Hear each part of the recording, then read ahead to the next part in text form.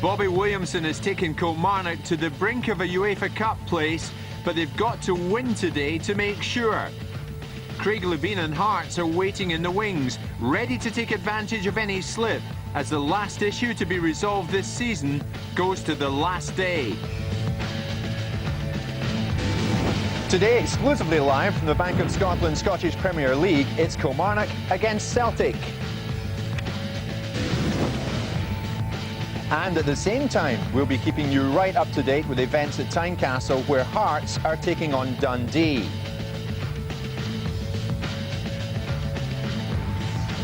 Now, that's the situation in the top six going into the final round of games. 2 points separate Kilmarnock and Hearts, but the Edinburgh club has a vastly superior goal difference.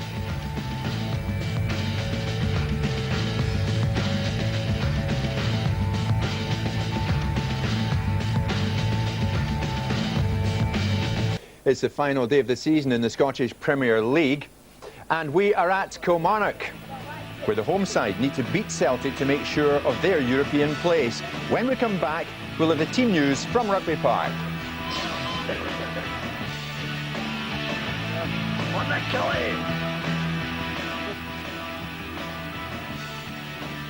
Well, right now we're at Rugby Park to see if Kilmarnock can clinch a UEFA Cup place or if Celtic can reach 100 points. Now, if Kilmarnock do win today, it'll be only their 5th success in the league against Celtic in the last 25 years.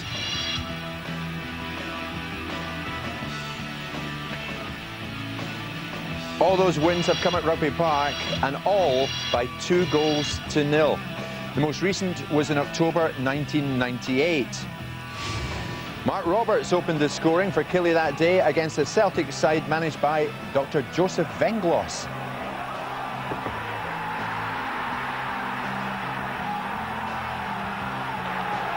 Ali Mitchell got the second goal to give Killie the points.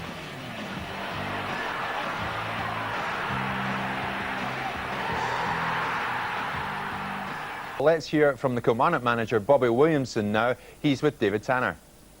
Bobby, before we look at today's match here at Rugby Park, can I ask you how you feel as though the game at Tynecastle will finish up today? To be perfectly honest, I'm not even concerned myself what's happening at Tynecastle. We're concerned myself what happens out there. I've not got any input at all what's going to happen through there, so I've got to concentrate on what I can do here and hopefully get a result for Kilmarnock. Do you therefore expect, or do you expect Hearts to win, and do you want your team to win? I mean, is a win the only result that you can accept today? I've got to take it for granted that Hearts are going to win their game, so we've really got to set our stall out to go and win this game. That's the only way we can think and be positive, and hopefully we can achieve that. Have you mentioned the European target to your players much in training this week? To be perfectly honest, everybody's talking about it, so there's no point in hiding the fact that that is our aim. But it's really up to players. If they want it badly enough, they'll go out there and they'll earn it. Does the fact that Celtic are in the cup final make it easier or perhaps more difficult for your players today?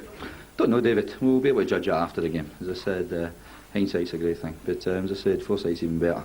But we'll see what develops today, and as I said, if Celtic won in the Scottish Cup, so be it, and hopefully that will benefit us. How do you lay out your side today? We've got to be positive. We've got 3 guys in the middle of the park and create chances for us. Hopefully we've got 2 guys up front that can take them, and as I said, if they do come our way, hopefully we can put them away. But it's not been easy against Celtic in the last couple of games. We've not managed to create much at all, if anything. I hope we can rectify that situation today. How big a blow is it to lose Craig Dargo to injury and Andy McLaren to suspension?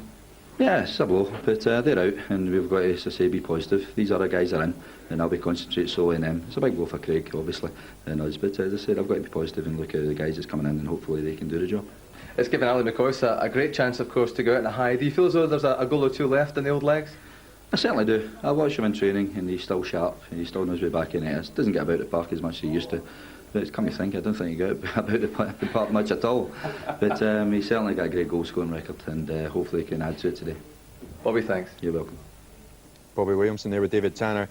David Provan, Williamson took a fair amount of stick last weekend for not putting McCoist on at Ibrox and giving him this yet another farewell to the Rangers supporters. He showed me some of the letters at Rugby Park this week from Rangers supporters, and it's pretty out of order. Do you not agree?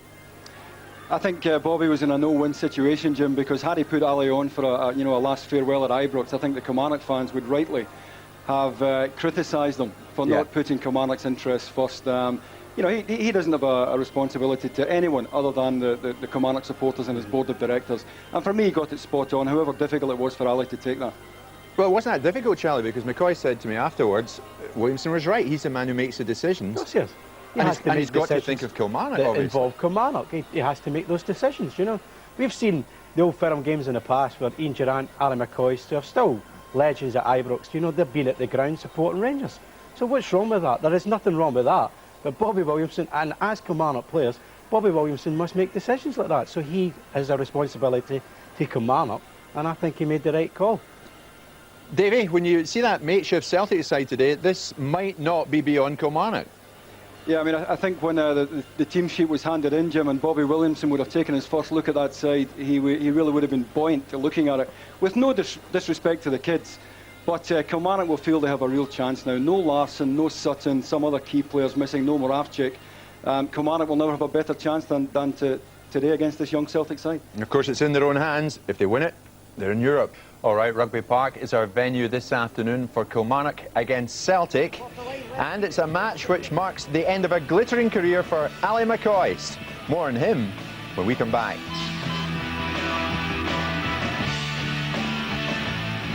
Now today, it's the last day of the Scottish Premier League season and we are at Rugby Park, where Kilmarnock need to beat Celtic to be sure of a UEFA Cup place. Well, it's the end of the road for Ali McCoist today as he brings down the curtain on a quite magnificent career.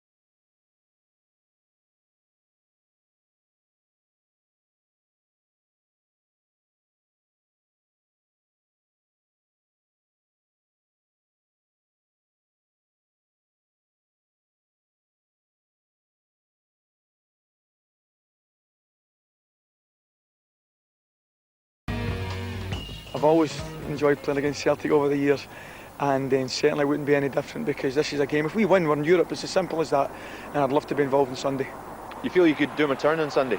Yeah, you'll be surprised, you know that. I always think I could do Bobby a turn, and if he sees it that way, great. If he doesn't, we certainly won't fall out again. But the main thing and the most important thing from our point of view, Jim, is that we win the game on Sunday. It's going to be difficult because Celtic, without any doubt at all, are the form team and the best team in the country this year, probably by a long shot. And it's going to be difficult for us, but we've got a lot to play for. It would mean a lot to our fans and, of course, everybody involved with the club if we could qualify for Europe again. Have you enjoyed your time at Kilmarnock? I've loved it. It's been wonderful. We've 3 great years down here. It's been difficult, obviously breaking my leg and injuries this year. It's not been a bed of roses, but I've really enjoyed it. They've been wonderful players to work with. The coaching staff, Bobby and Jerry and Jimmy Clark, have been superb, and the fans have been great as well. I've really enjoyed it. What happens now? I don't know. I don't know. I've always dreaded the day, Jim. I've dreaded it, but it's here, and I'm going to have to face it. Have you honestly dreaded it? Yeah. Oh, I've just wanted to put it to the back of my mind because thinking it wouldn't come, but it's come, and it's here, and I'm going to have to face up to it. But I'll still play. I'll play with my mates on a Sunday or somewhere. I'll be playing 5-a-sides. I won't put the boots away, that's for sure. But I've got other options. I've got 1 or 2 business interests, and definitely enjoy working in television and love watching football, so I'll be involved somewhere. What about coaching? Has that never struck you as a possible area that you'd like to get into? Probably not until about 2 months ago. I went down. I did part of my B badge down at with SFA down at Largs, and the surprising thing, Jim, was how much I enjoyed it. I thought I would go down, you know, and maybe do the badge and hopefully do the next step, which is the A badges, and I would just go on with it, and it'd be something that I would just feel like not had to do, but you know, wanted to do. But I didn't. As I say, I've done part of it. And I couldn't believe how much I enjoyed it working with kids. You know, and that's now something that it's an option that I'll maybe look into a lot more. So you could end up being a coach at the end of the day. This Would could be be a absolutely possibility. shocked at that, wouldn't you? McCoist coach. Oh, I'm there with you. I like the ring of it, boy. Well, it hasn't been a bad career, has it?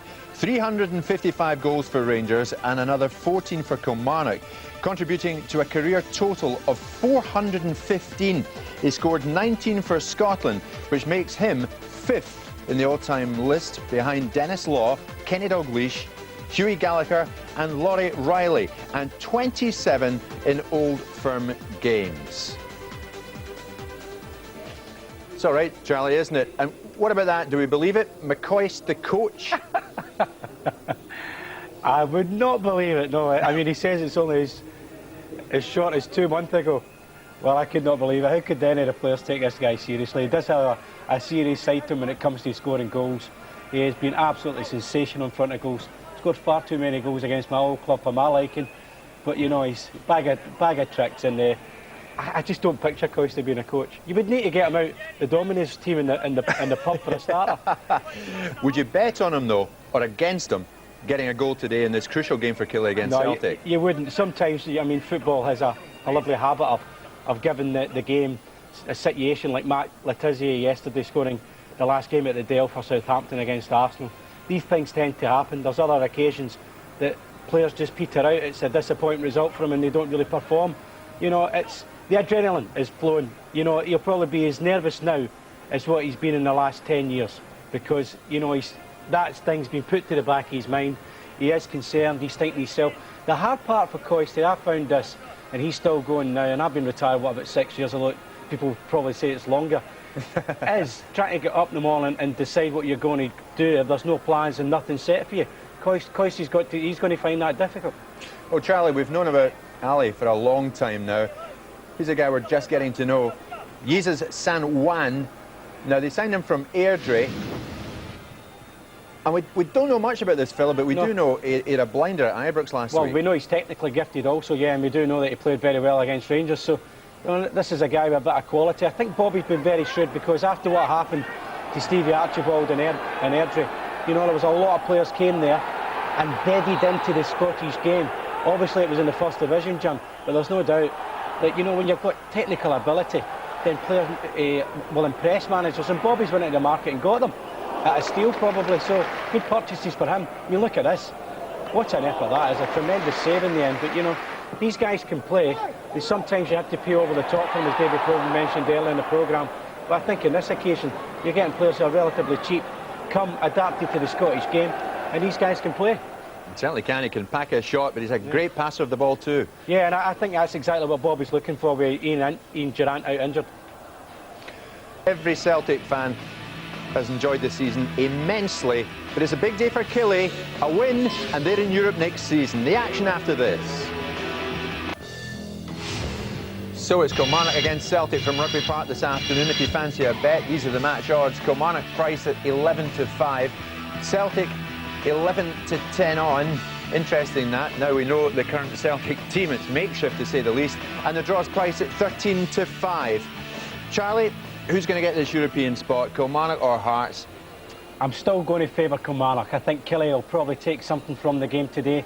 A score draw for me at Rugby Park. I also think that Dundee just might take something off Hearts, and it will probably just be Kilmarnock that will make it. In my opinion, Jim, I'll probably be wrong. In your opinion, which we hugely value. So it's Kilmarnock against Celtic. And remember, we'll keep you right up to date with all the other SPL matches as they unfold this afternoon, especially, of course, the news from Tynecastle, where Hearts are breathing right down Kilmarnock's necks. OK, let's join Ian Crocker and Davy Provan. Thank you, Jim. Kilmarnock and Hearts are on the final bend, coming into the home straight in the race for a place in Europe. It's no longer a marathon, it's a sprint. With Andy McLaren suspended and Craig Dargo injured, there's a start for Ali McCoist in his farewell appearance. Kevin McGowne and Paul Giacomo come in for Mitchell and Reilly, and former Celtic keeper Gordon Marshall figures for the first time in a couple of months, with Colin Meldrum returning to the bench. These Kilmarnock players were probably given quite a big lift when they saw the Celtic team sheet. I don't think Hart will be too impressed, mind you, with Martin O'Neill's team selection, but you can't really blame him for not risking his main men ahead of the cup final. There are 8 changes from the side that lost to Dundee last week.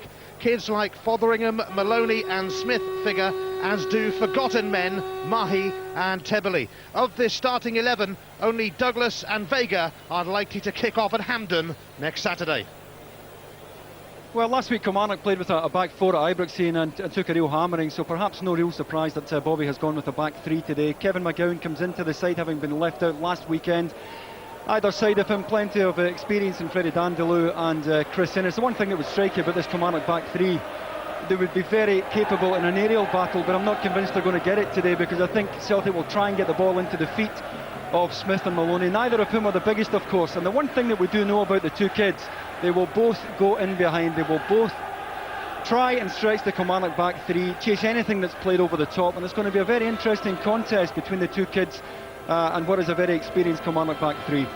Midfield, as usual, is going to be pretty crowded. Since Bobby has decided to match up, it's effectively going to be 5 against 5 in that area. I've got to say, I think Gus MacPherson has really come into his own since Bobby moved him forward into the right wing-back position. Likewise, Gary Hay on the other side, quite happy getting himself up and down the full length of the left side, and both capable of getting to the byline and getting a good cross in. And I think certainly Gus MacPherson, Kilmarnock are getting far more out of him, since he doesn't have to worry too much now about defending that back post. Alan Mahood playing more or less the Ian Durrant role as the playmaker in the centre, and as Charlie suggested, the two Spaniards either side of him were well capable of providing the invention and the cutting edge required in that area. Likewise, in the wide area, Celtic have Stefan Mahe, who relishes getting himself in behind as well and getting a delivery into the box. Tommy Boyd, even at mid-30s, still has enough in the tank to do the same job on the other side. Jackie McNamara playing central today, I would imagine, and staying goal side most of the game. And for young Fotheringham and Healy, a chance really to sow some seeds in Martin O'Neill's mind, if not for the cup final, for next season and the campaign that lies ahead. Up front, Ali McCoist, well, I've got to say I'm delighted that he gets to run out today, and certainly wasn't happy, although I think he played the party card, if you like, in his diplomatic comments at Ibrox last week. He wouldn't have been happy sitting that one out, but he does get a chance to strut his stuff today. I'm delighted for him, although you'd have to say that Paul Giacomo may have to do most of his running. Vega, Stubbs and Tebbely at the back for Celtic. Alan Stubbs, again a chance perhaps to ask a question or two of Martin O'Neill in terms of his cup final selection for next week. His range of passing will give Celtic options, and more than capable of stepping forward into the midfield and building the game from the back. 10 months of toil are nearly over. The Scottish Premier League season draws to a close, with most issues already settled, but Kilmarnock and Hart still have a bit of work to do in the quest for European football. Celtic had done most of their work by early April when they clinched the title, but they do have an incentive tonight. They could become the first Scottish side to reach 100 points in a season, and when you consider there are only 114 points up for grabs, it just goes to show what a sensational season it's been for Martin O'Neill's men. Although the side on show today bears little resemblance to the side that has produced the goods in most of the matches throughout the campaign. Quick reminder for any Celtic fans who might have missed the news earlier, Henrik Larsson has a slight hamstring tweak, but he'll be okay for the Scottish Cup final. Lubomir Moravcik, though, has a gashed leg after a training ground collision with Dimitri Karin yesterday. He required several stitches and is considered a doubt for the cup final. It would be unnatural if a few Celtic minds weren't on next week's cup final, except that not many of this starting 11 are going to begin proceedings next week.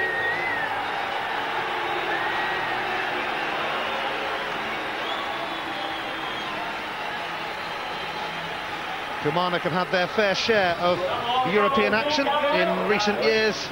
They would love to be on their travels again next season. If they become only the third Scottish side to beat Celtic this season, they will be in the UEFA Cup.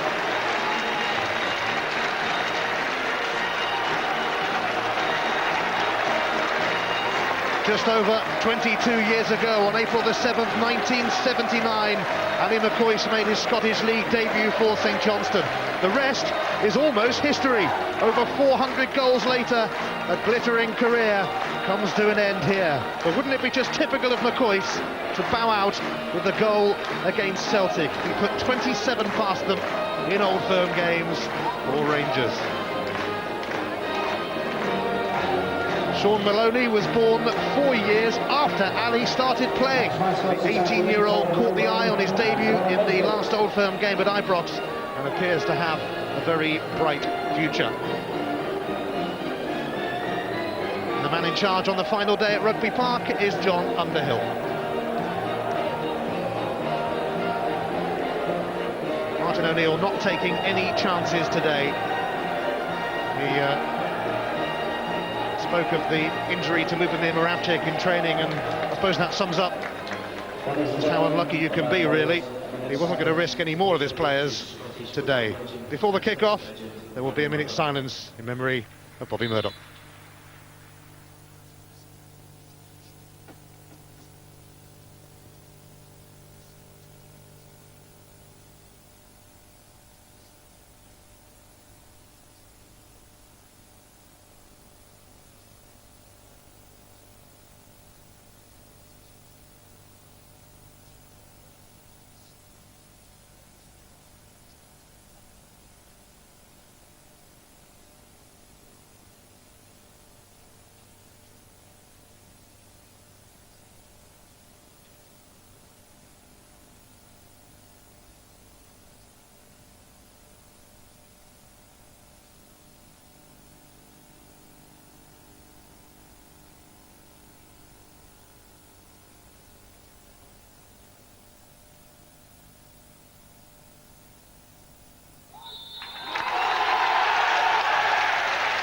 A moving tribute to a Lisbon Lion, to a legend.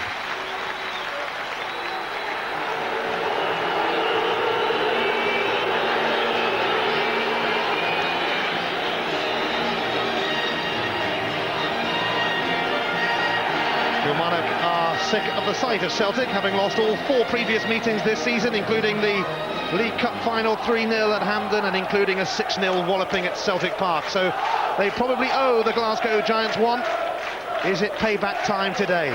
If it is, and they claim a victory, there's absolutely nothing that Hearts can do. Kilmarnock would be going into the UEFA Cup. But the fact that it is virtually a Celtic second string might not necessarily work in their favour, because some of these boys put out by Martin O'Neill today will be rather keen to impress. Yeah, I don't think Kilmarnock will ever have a better chance of winning, because quite apart from the youth of the side, it does take 11 players time to develop an understanding, and I don't think we'll see the usual fluency from Celtic in that regard, so I think Killie have a real chance here. And of all the latest from Tynecastle, where Hearts face Dundee, and from the other games as the afternoon progresses. Celtic kicked off the Scottish Premier League season on Sky Sports with a 2-1 win at Dundee United at the end of July last year. Little did they realise that 10 months on, they would be on the verge of an amazing treble. On the final day, the final place in the UEFA Cup is up for grabs. Jamie Smith. Here's Jackie McNamara.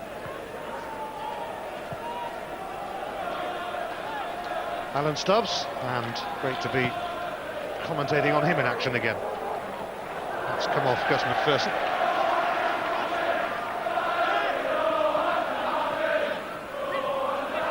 Stefan Mahi, remember him? One of the forgotten men.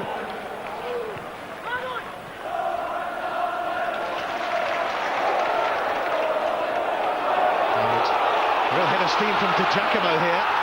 And he was eventually stopped in his tracks by Olivier Tebele, another of the forgotten men of Celtic. It's a good challenge from Tebele, but a terrific aggressive run down the outside there by Paul Di Giacomo, a young man that Bobby Williamson thinks very highly of. Already stretching Celtic in the left-back position. And that time I think it's going to be a free kick. Tebele a little over-aggressive with his challenge on the 18-year-old. Giacomo, born in Glasgow, but an Italian granddad explains the name.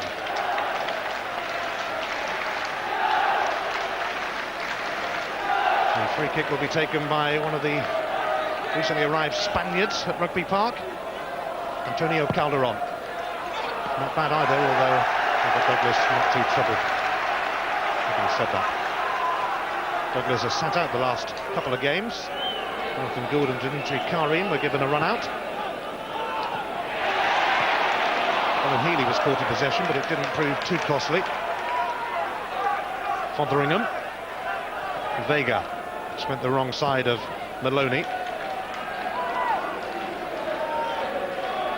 Two kids up front for Celtic today. And then Vega not given a rest though. He will surely start the cup final next week, as will Robert Douglas, but maybe not many of the others on show. Although Jackie McNamara could be in with a shout if Moravcik fails to make it.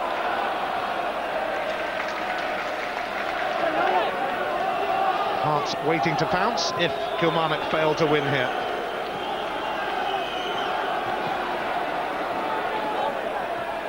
Ramon Vega. Just blocked by Mahood. Bobby Williamson hoping to take Kilmarnock into Europe for the 4th time. And that's not bad going. Yeah, he's done well, Ian, in some respects. So I think he's made a rod for his own back. You know, he won the cup, he's taken him regularly into Europe, and there's a level of expectation here in Ayrshire now, which at times perhaps is a bit unrealistic. I don't think he would have it any other way, though.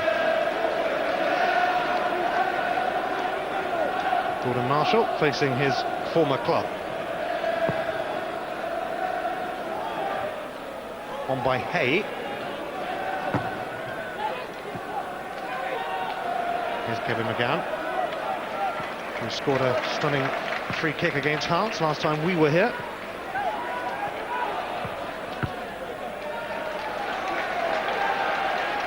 Celtic suffered only their 2nd league defeat of the season last week when Dundee won in Glasgow. Rangers the only other side to hustle the hoops this season.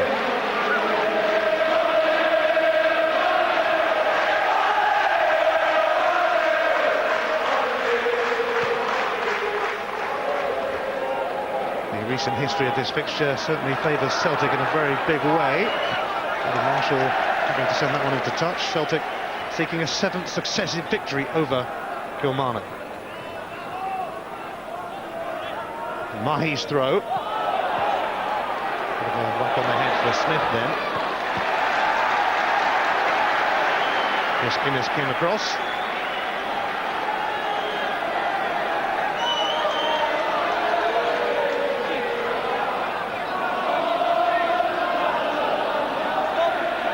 Alan Stubbs scored on his return at Hibs the other week. McNamara's corner. Stubbs looking to get to that, but it's drifted behind. Great to see him back in action though after his battle with cancer, which kind of put everything that happens in football into perspective. Yeah, terrific to see him back in, and what a capable footballer he is as well. One of the few we have in this country who are good enough with the ball at their feet to step into the midfield and not look out of place.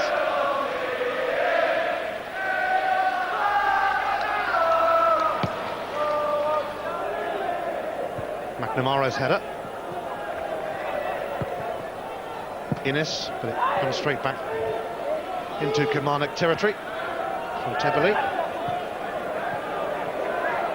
To Giacomo. And McCoist ends up on the ground. In his last ever game.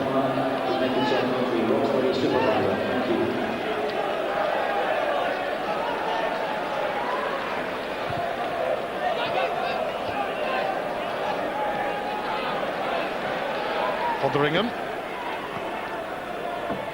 who hit the headlines not so long ago actually for a sublime piece of skill in a youth game. Fotheringham, one of the rising stars.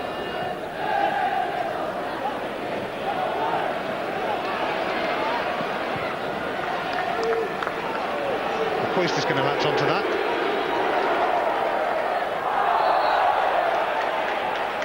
Free kick for Kilmarnock. Foul on Jesus Sanjuan. A couple of goals to tell you about in the other games. It's Aberdeen 0, Dundee United 1. Tassos Benitez with an early strike for Dundee United, who secured safety last week. And Motherwell are ahead against relegated St Mirren. Keith Lasley on target down at Fir Park. No goals Tynecastle yet, Hearts Dundee. And no goals here. It's early days, as they say. Now Maloney, who really impressed against Rangers when he was given a debut as a sub, but he's been whacked by McGowne. He's back in his feet, he's okay. Just caught late there by Kevin McGowne. He's trying to not winning behind there for Jamie Smith, his striking partner, who was on his way.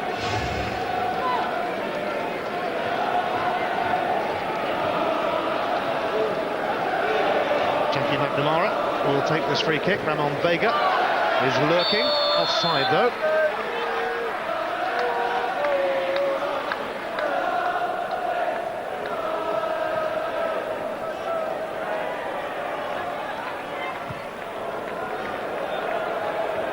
One's drifted out. McCoist, so often a thorn in Celtic's side in Old Firm encounters. 27 goals against them for Rangers. Now he would love to bow out of the game with one against the old enemy today.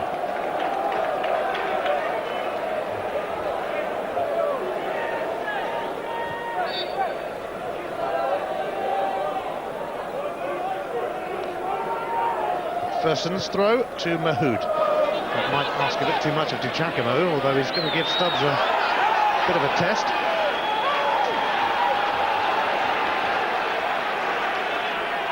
Well, he wasn't for giving it up there, Paul Giacomo. Looking very lively early on. And that for me is always obstruction. I don't know how defenders get away with that at times. Sounds like you had that done to you a few times. Just a few.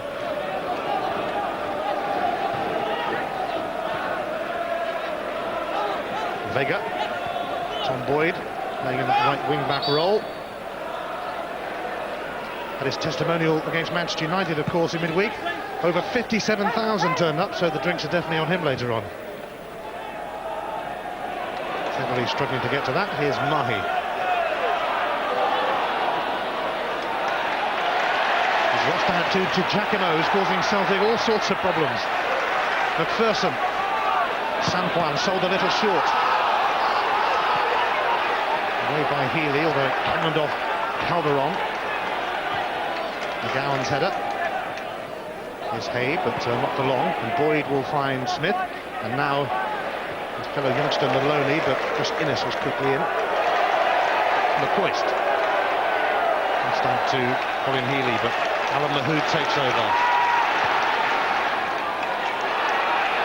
And to Giacomo, who's certainly looking lively. Alan Stubbs had to get that right. He did, but he still hasn't got it away yet. Celtic had so many bodies back there, Nigel. Well, they did right, though, and he had to get it spot on inside the box here, Alan Stubbs. It was a terrific challenge in the end. And once again, it's the Giacomo's willingness to go in behind here that causes the problem. And Alan Stubbs at full stretch did very well.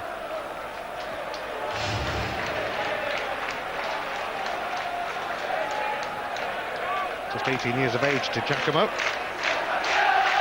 He's relishing every minute of this contest so far. Sanjuan's header finds his fellow countryman Calderon. Both of them came from Airdrie.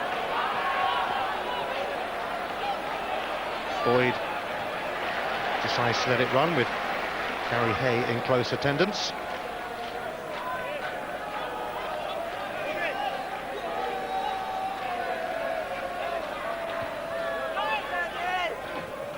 Kilmarnock last beat Celtic going on 3 years ago. If Hearts do overcome Dundee today, they're going to have to find a victory from somewhere. However rare it might be against Celtic.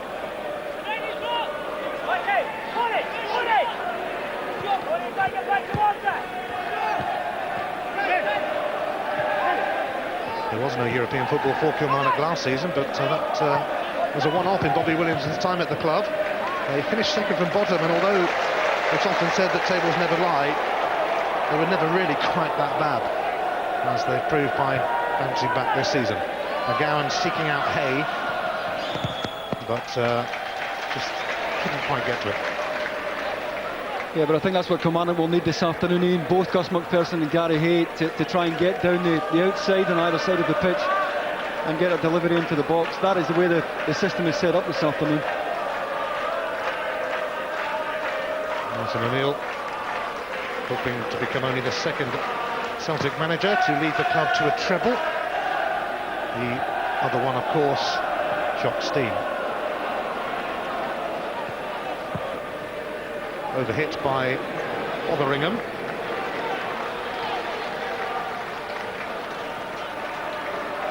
Kilmarnock have made very hard work of trying to clinch this European place. They've only managed one win in their last 10 league games. They've had so many chances to see off Hearts, but they haven't taken those chances, hence it all comes down to the final day. To be fair, they do usually have something to play for, Kilmarnock, on the final days.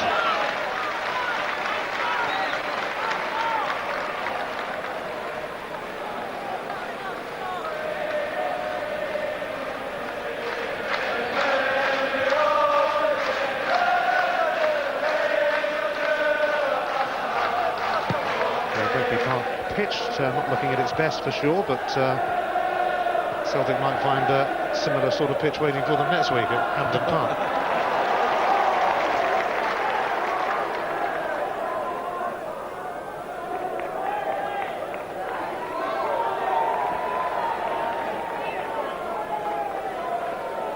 Olivier Tebberley, John Barnes signing, who really hasn't figured much in Martin O'Neill's reign. In fact, this is only his third start of the season.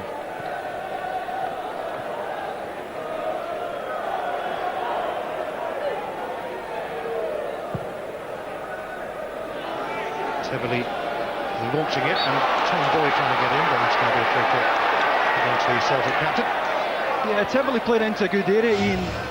Tom Boyd just looking, I think, for a knockdown here. The hands are up and he's all over Gary Hay, but it's a good ball into a good area.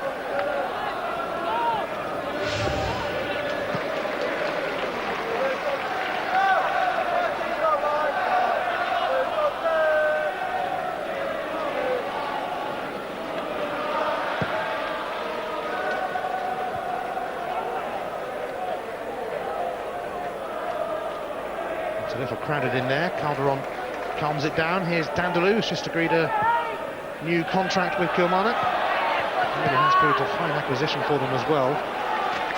Spent most of his career with Lille in his homeland, France. And Bobby Williamson is really full of praise for him, model professional. All-round good guy.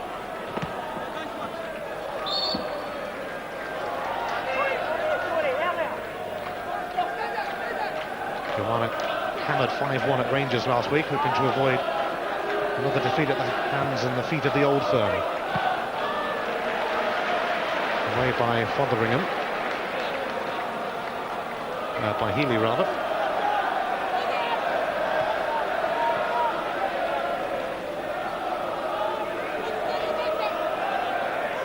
Hayes throw.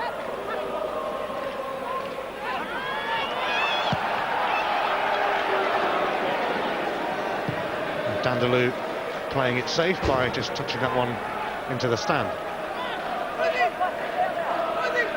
Well, the game dead level there, and you can see that, but you have to say that neither side really has settled so far. A lot of tension out there as well, certainly from the Kilmarnock point of view. This is a big game for them. Here's Melody. Oh, he gave it away. Mahood. McCoist. Mahood, this is better from Kilmarnock to Giacomo. Gave it away though to McNamara. Lamon Vega to Colin Healy. Now Tebberley. Celtic will look to launch a raid on the Kilmarnock goal. Mahi. Jamie Smith. Mahi helped it on, he was caught by Kevin McGowne. That's going to be a free kick in a promising position for the champions. He does well here, Mahi. Kevin McGowne, I think, feels that he was playing for this, and he might have been. Doesn't need a lot to make him go down there, but when Celtic at a free kick in a position where they might feel like they get a shot on target here. Fotheringham is standing over it. He made a couple of appearances towards the end of last season, in fact. Got to wait to the end of this season for another opportunity. Fotheringham went past the wall, but didn't really have enough on it to trouble the former Celtic keeper Marshall.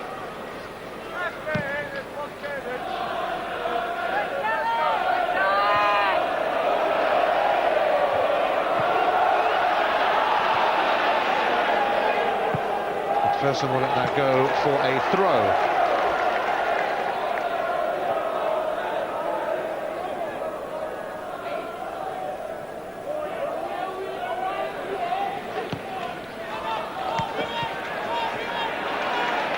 Giacomo. Tebele for a Kilmarnock throw.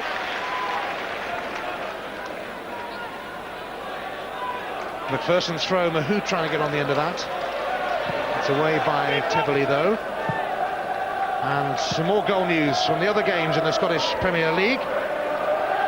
Rangers 1-up against Celtic's cup final opponents Hibs. George Albet's linked with a return to Hamburg, scoring from the penalty spot. And it's a good final day for Dundee United. They're now 2-0 up at Aberdeen. Derek Lilly, who's proved an excellent signing for them, has got their second goal at Pittodrie.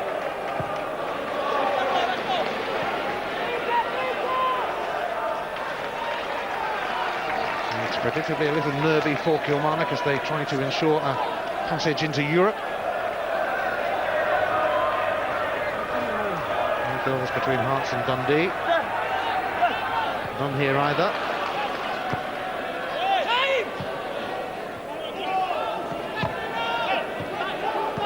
MacPherson. Oh, that was pretty neat. Here's to Giacomo. Tebele has got the better of him that time, although the Kilmarnock fans felt unfairly so. Yeah, he should have played it a bit earlier here, and as soon as he picks the ball up, he's got bodies at the back post. He should have played the diagonal. Trying to go past Tebele. Again, that has to be obstruction at best there from Olivier Tebele. But Giacomo looking very lively.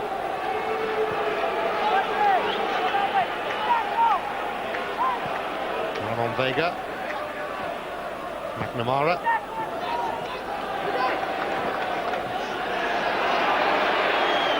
Boyd got the force of that challenge, but I think he'll be okay. And only sending it back. Here's Healy, and again Mahi, away by Dindeleux, calmly down by MacPherson for Chris Innes. It's going to go straight down Alan Stubbs' throat. Now chance for McNamara to make progress. Vega. Celtic, if they win, will tot up 100 points. Stubbs. Gary Hayes header and Dindeleux on hand. Calderon launching one up towards Giacomo. I think they're just struggling at the moment to get the front two into the game, the two youngsters in. And there are times where both Jamie Smith and Sean Maloney are dropping off, and if they're both going to do that, one of the midfield players, at least one, has to be prepared to go beyond them into the space. Helped on by Maloney. Boyd was going to try and pick out Smith. Kilmarnock though dealing with that.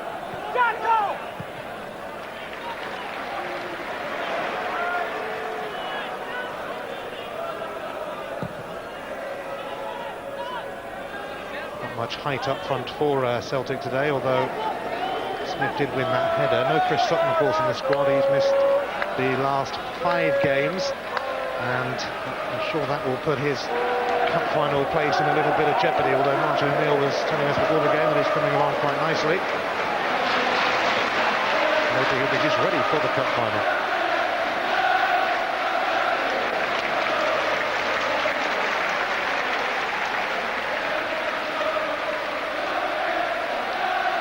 Sanjuan having to retrieve the ball. The Wolves fans will remember him. He had a short spell with them a few years ago. On loan. They might remember him anyway. MacPherson. Chris Innes. Oh, what a turn from Smith away from Kevin McGowne. Couldn't quite supply Fotheringham with a decent pass though. Yeah, Mark Fotheringham though was prepared to get himself forward and a bit of support there, which has to be a bit more encouraging for Celtic. But a terrific spin by Jamie Smith here to lose Kevin McGowne in the first place. How's that for a turn? Great stuff. McGowan's off to buy a ticket to get back in.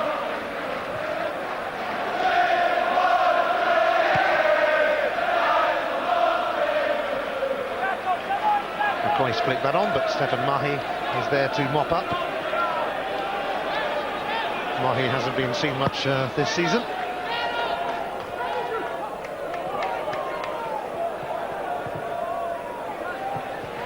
MacPherson never one to give up. Sanjuan couldn't quite return it to McCoist. Jackie McNamara steps in. Now Ramon Vega, who's been impressive since joining from Spurs, where he had become a bit of a joke figure, really.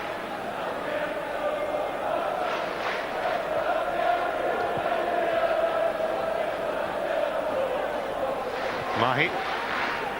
Here's Maloney. Just clipped by Mahood.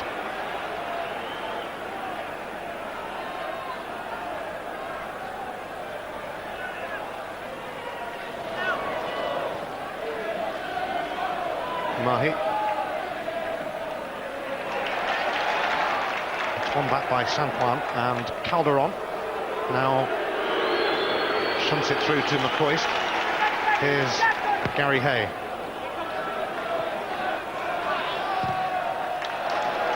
Scooped into touch by Boyd.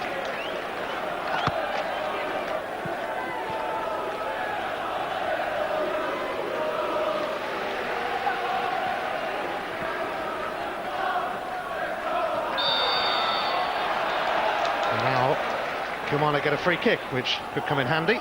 And on Vega, the offender. Yeah, it's a cheap free kick to give away, and it gives Kilmarnock a chance to throw Chris Innes and Kevin McGowne forward, and Celtic are going to have to defend this on the penalty spot.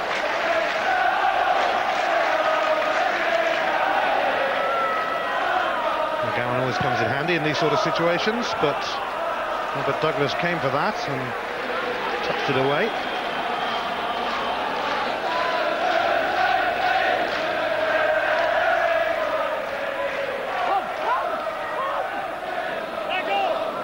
MacPherson.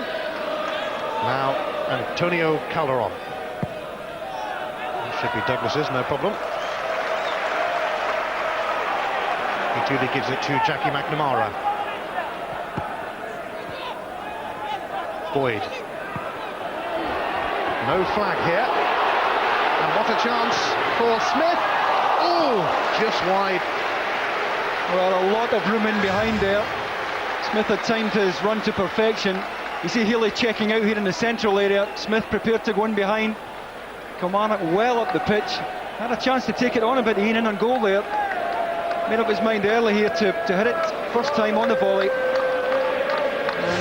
Never really a threat to Gordon Marshall's goal. He has scored a couple this season, Jamie Smith. A 6-0 win against Aberdeen, if I remember correctly. And also against Hearts in the League Cup. Might not get too many better chances to add to his tally than that, as the flag stayed down. Sanjuan. Here's Giacomo. Taking on Tebeli, but the former Sheffield United man managed to get a block in.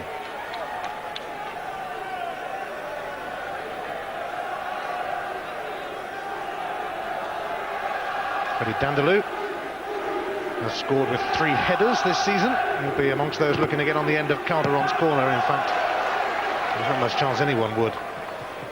Comfortably cleared by Mahi.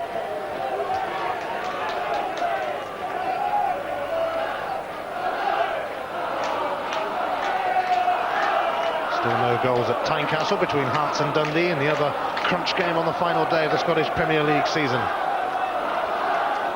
Kilmarnock 2 points ahead of Hearts, so if they were to draw here and Hearts won, the Jambos would make it in Europe because they have a better goal difference. Maloney charging through after receiving from Smith. Sean Maloney! And he's fired wide, and both the strikers have had great chances in the space of a couple of minutes. Unbelievable pacey. He must take 4 or 5 yards out of Chris Innes and Kevin McGowne here. Gets himself in behind, not the best finish. But blistering pace there from young Sean Maloney, who we first saw at Ibrox. And if you're a defender and Kilmarnock are playing high up the pitch, the last thing you want on the opposing side is this kind of pace to get in behind you. He should have scored against Rangers, and he should have scored against Kilmarnock perhaps then. To Giacomo. Blocked by Stubbs.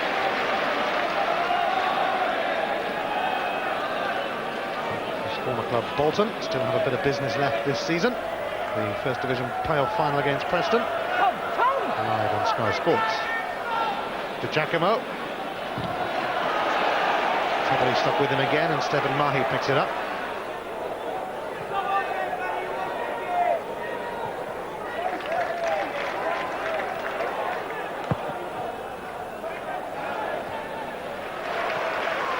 There's more football coming up on Tuesday night. Arsenal are 5-0 up from the first leg, but hey, it's only half time, as they say.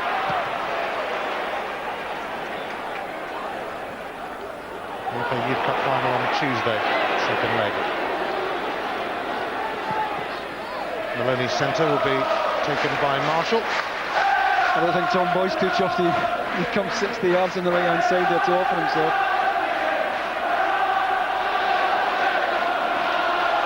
Giacomo taking on Tebley. It's an intriguing duel between these two. He's a little unfortunate there. It's come off him to Giacomo. Oh, he's got a problem because Tebley is very, very quick. And if you're a wide player, the last thing you want with your full-back opponent is pace like this. And he's finding it very hard to get away from him.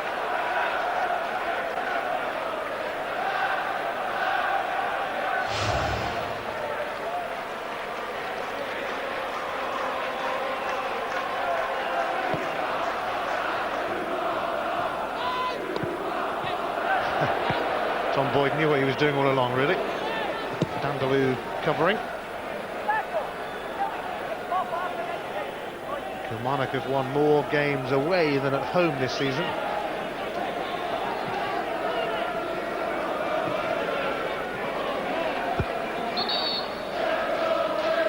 Approaching the half-hour mark. It's 0-0 here and at Tynecastle between Hearts and Dundee. The last UEFA Cup place on offer. And I think that might be obstruction by Alan Stubbs.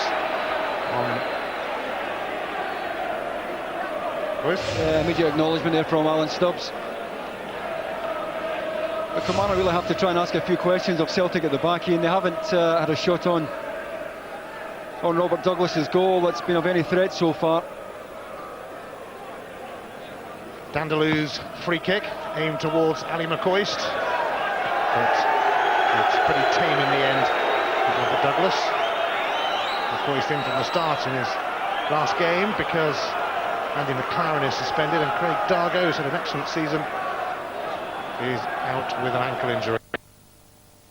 It was a bit of an end-of-season pass.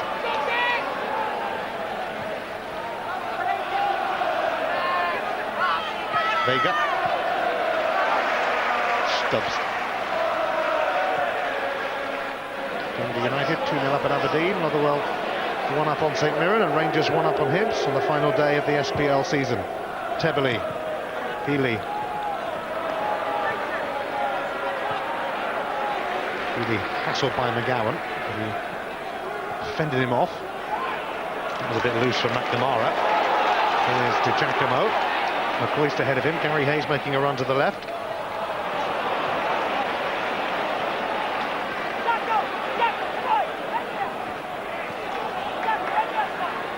Ramon Vega. Boyd.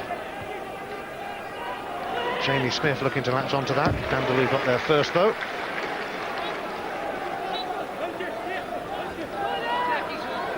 an accomplished performer for Kilmarnock this season. Here he is again. McCoist, fouled by Stubbs.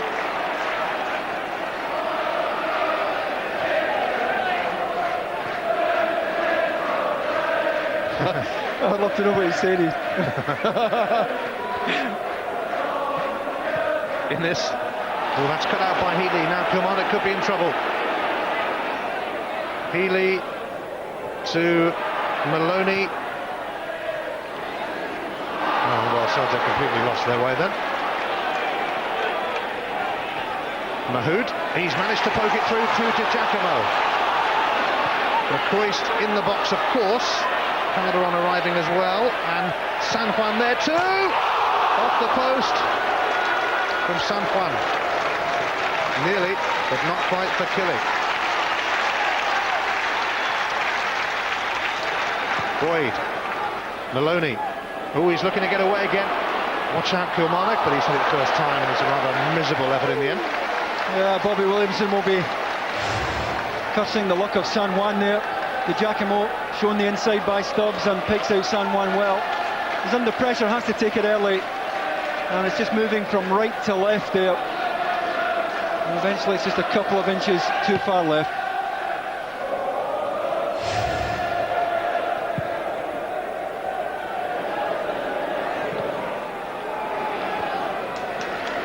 Innes playing it safe.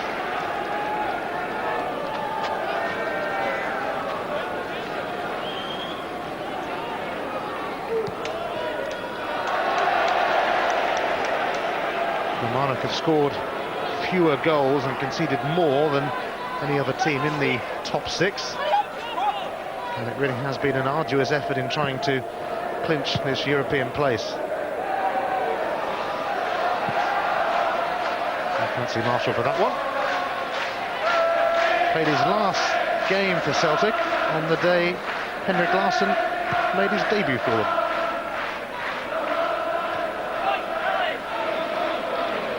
No Larsson today though, he's probably watching at home, I'm sure. Little hamstring tweak, but he'll be okay for the Scottish Cup final next Saturday. Lubomir Moravcik though, struggling a little bit after a training ground collision with Dimitri Karim. And that'll be a real concern for Martin O'Neill. Healy's looking to get on the end of that, but never really much chance of it. Sanjuan, who hit the post, finds Calderon. Teverley cuts out the return. Fotheringham. Might come to Jamie Smith.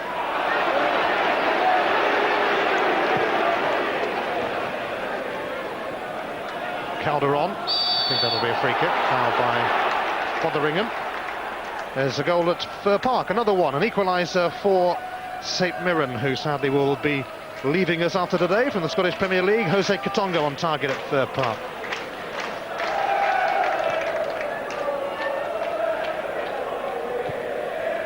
Here's Freddie Dindeleux, skidded underneath his boot.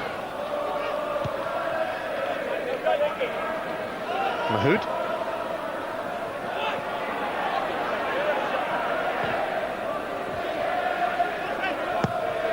Dindeleux managing to send that one up towards McCoist. Teverley held firm, but here's Jesus Sanjuan. And he's put Hay in. But Tom Boyd sorts him out.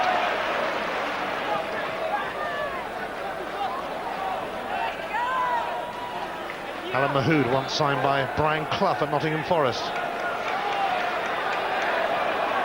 Giacomo losing out.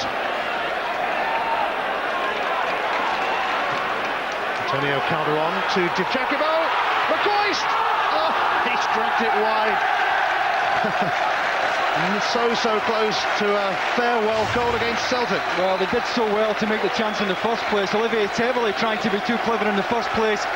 McCoist shows himself terrific diagonal, stays onside, played on by Vega. And 9 times out of 10, at worst you would expect him to hit the target. He drags it well wide of the left-hand post. And that's the kind of chance from which he's been making his living over the last 20 years, and you really expect him to do better. sure the Celtic fans behind that goal didn't give him much stick for that one.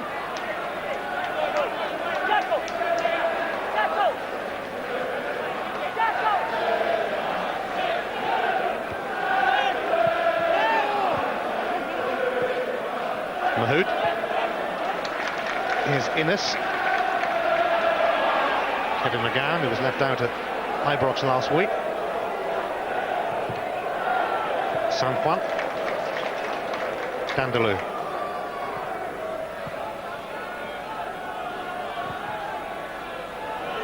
Dindeloux's centre. Free kick is going to be given. The flag is up. It's a very late one. It may have been for offside against Ali McCoist when the first ball was played forward, but it took a long time to go up there.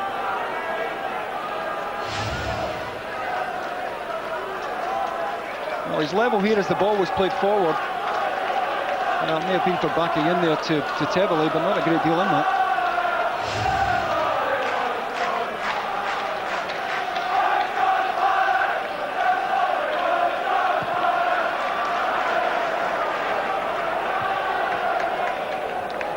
Here is McCoist.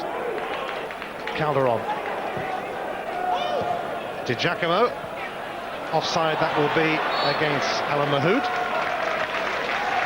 And there's been another goal at Ibrox. I imagine Hibs will be too bothered about it though. The cup final on their minds. Ronald de Boer has got a second for Rangers.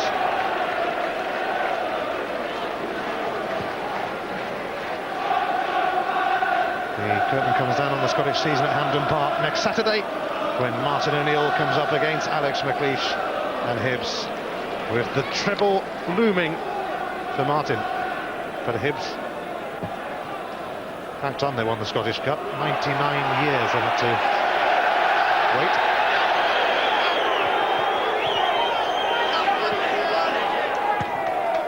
Celtic will be wearing this kit at Hampden as well. Both teams ordered to play in their away strip because of the obvious green and white clash.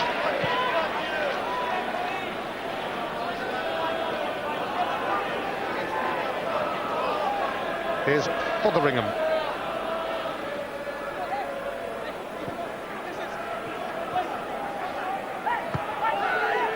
Still no goals at Tynecastle. Hearts Dundee, the other match that matters in the quest for a place in the UEFA Cup.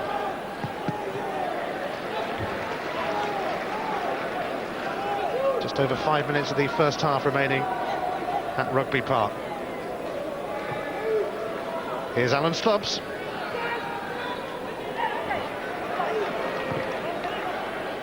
Vega. Here's Fotheringham. Tebele.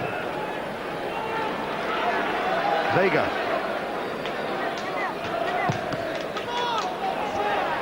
Jamie Smith losing out to McGowne, but it will be a Celtic corner.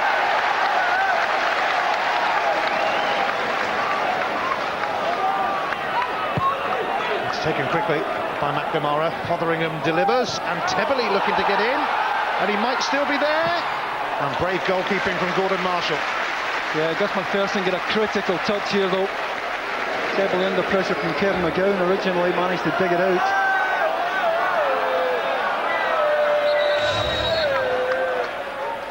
You see Tebele back on his feet quickly here. That touch there by MacPherson made all the difference.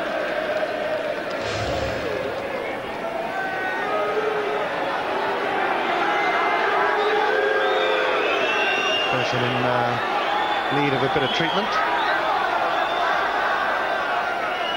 Williamson hoping to take Kilmarnock back into Europe. He's now the longest serving manager in the Scottish Premier League.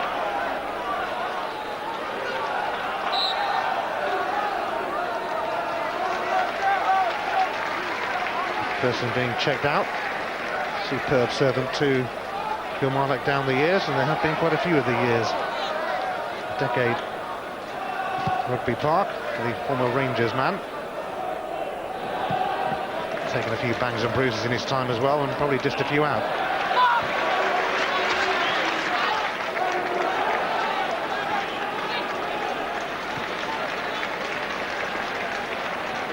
MacPherson is back with us. Here's Ramon Vega. McNamara, and Colin Healy pops up. He'll go for goal, but it was always dribbling wide. Yeah, the three central midfielders, Colin Healy's the most willing at the moment to get himself into that kind of area there, and he has been going beyond the front two at times, and he gets himself into a good area here on the edge of the box. Knocked down by Jackie McNamara, falls nicely. First touch is good, but the finishing, like most of the other previous efforts we've seen in this game, just not good enough. Celtic having more of the ball, as you can see there, but Bobby Williamson will feel the chance that fell to Ali McCoist should have separated the sides. Both the matches that matter are goalless then at Kilmarnock and at Hearts, so if it stays that way, Kilmarnock will be heading into Europe, but quite a long way to go yet, and it could all change and probably will.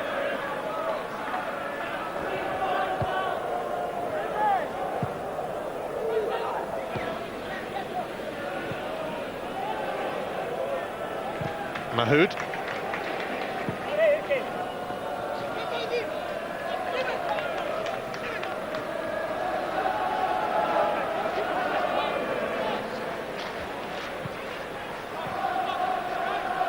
Ramon Vega.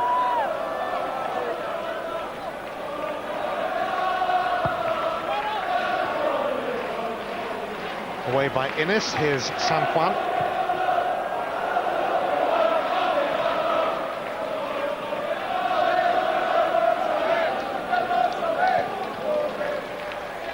Stubbs.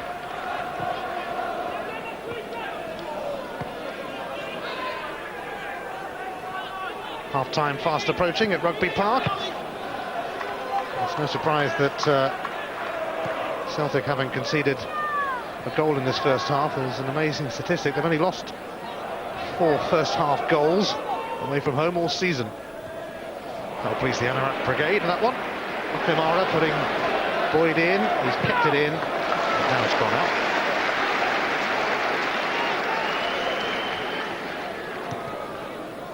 Boyd. McNamara. Maloney. Flag's gone up for offside for a matter here for Colin Healy.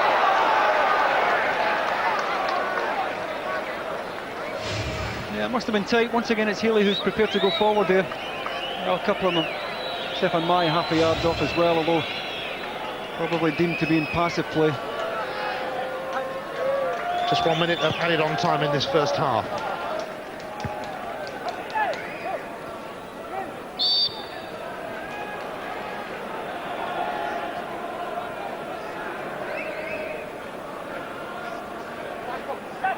Dindeleux standing over this free kick.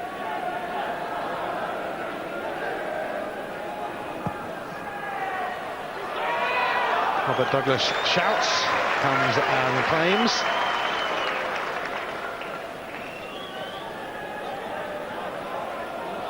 Here's McNamara.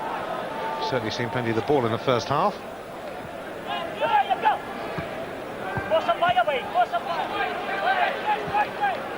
Vega and McNamara finally decide to pass it to somebody else. Here's Tevely. It's half-time and it's goalless, although Celtic's young strikers, Smith and Maloney, both had good chances as they burst towards goal. Sanjuan came the closest though. He hit the post for Kilmarnock, and Ali McCoist got a glimpse of goal too, which he didn't perhaps make the most of. The thoughts of Charlie Nicholas coming up with Jim at the break. It's 0-0 in the matches that matter at Kilmarnock and Hearts. Well, at Rugby Park, it's Kilmarnock against Celtic. Remember, Kilmarnock want a win to be assured of that European place. But right now, no goals, it's 0-0. No goals and no bookings in that first half. Celtic really had more possession, but Kilmarnock have had a couple of gilt-edged chances, Sanjuan and McCoist, but he couldn't take them. It's 0-0 as things stand. Charlie, not much to write home about so far, is there? It's end of season, Jim, isn't it? I mean, there's not a great deal there for Celtic in particular to aim for. I think it's mainly just a kids' learning process for them, and people like Alan Stubbs, Healy, players like that trying to make an impression for the cup final. But it's so difficult when so many players are switched off. They've got their rewards so far, so many of them, and this is a young, inexperienced Celtic side just trying to blend their way, just trying to learn a few things. And Kilmarnock will be cautious under Bobby. They'll just be I think he'll be quite happy at half-time because he's had a couple of decent opportunities. They haven't taken them, as you quite rightly pointed out. But at the same time, I think the last 20 minutes of this second half, I think we'll see Killie maybe just taking a little bit more of a gamble. They have to do it, don't they? Because they it's do, quite Jim, simple. They will never have a better chance this afternoon. This is a good chance for Jamie Smith. Basic, Kilmarnock normally very good at the offside trap. They got it wrong on this occasion. You know, the one thing that Bobby couldn't do was probably going at half-time being behind and asking his players then, you know, because it's so difficult when Celtic get their noses in front, even with the team that's out for Celtic today, for Kilmarnock to expect to create many chances. Listen, pace from young Maloney. He's looked lively. Both him and Jamie Smith have looked lively. They've not quite got into the areas to kill things off. I mean, I think he's pace. He got beyond the striker. See Kevin McGowne there struggling to get back. I thought he could have taken it in again because his pace was sufficient. All the defenders on the wrong side of him. Unfortunately for him, he knocks it wide. But I think Bobby, getting to this stage, is pretty happy. Giacomo, he looks pretty good, isn't he? Doesn't he? Pretty impressive. Not quite got the little burst in that finishing area, but they're very unlucky. Sanjuan coming back off the post. It's a typical game this time of the season that needs a goal more than it needs anything else. But I think Bobby will eventually push for it. Ali McCoist initially gets into Evelyn's Road, causes confusion. Lovely little side pass there. Very unlike Coisty, very unlike him. He's normally in that position. He's so aware of what's round about him. But what did I say before kick-off? Little tension in there, a little bit of nerves. Okay, they're probably gone because after the kick-off, but at the same time, the anxiety to try and do something spectacular in his final game, and he just rushed it a bit. Gordon Marshall's been pretty solid. All round, very even match, and I think if anything comes out of the first half, I think Bobby will be pleased that he's not losing anything, and he has made a couple of chances. Well, I can give you the half-time scores from the other SPL fixtures being played this Sunday afternoon. There they are. At Pittodrie, Aberdeen 0, Dundee United 2, Vanitas and Lily. It's Dunfermline 0, St Johnstone 0, Hearts 0, Dundee 0. Remember, Hearts have got to win to have any chance. It's 0-0 as we know at Rugby Park. Motherwell 1, St Mirren 1, Keith Lasley and Jose Katongo for St Mirren. St Mirren, of course, relegated. And at Ibrox, Rangers 2, Hibernian 0. George Albert, so as Ian Crocker said in commentary, could well be heading back to Germany to SV Hamburg next season. And Ronald de Boer, Rangers 2 up against Hibs, the Cup finalists against Celtic next weekend. So at Rugby Park it's 0-0. 0-0 as I emphasised at Tynecastle too. So remember, if it stays that way, Killie and not Hearts will be in Europe next season. About to start the second half, looking for a Killie whitewash by winning all 4 league games this season. Last time they did that was in 1982-83. Celtic also looking to reach 100 points. They'd be the first Scottish side to do that. But that's all peripheral really compared to what might await Kilmarnock.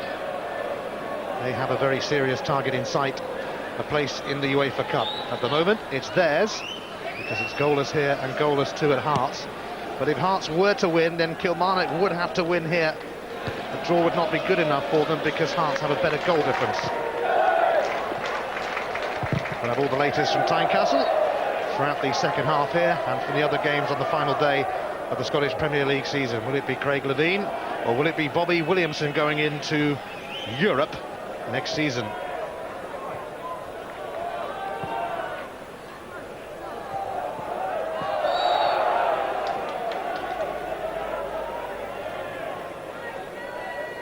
Only came from nowhere to make a huge impact in the last Old Firm game of the season. No credit to Martin O'Neill for throwing him on in such a big game.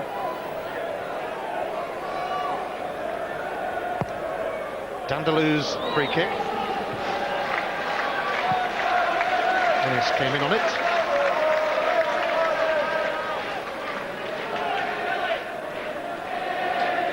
Celtic crowned champions of Scotland for the 37th time. It was their 80th major honour.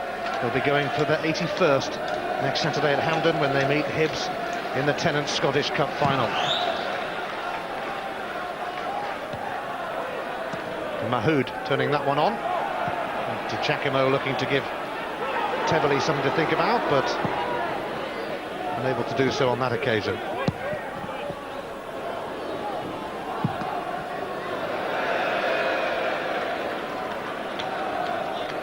Kilmarnock have lost 8 times at home in the league here this season, which is not even approaching good enough.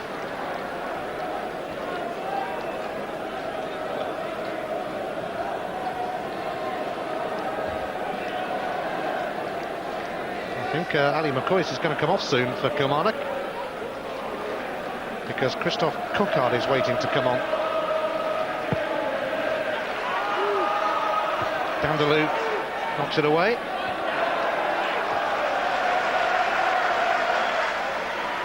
Here's Boyd.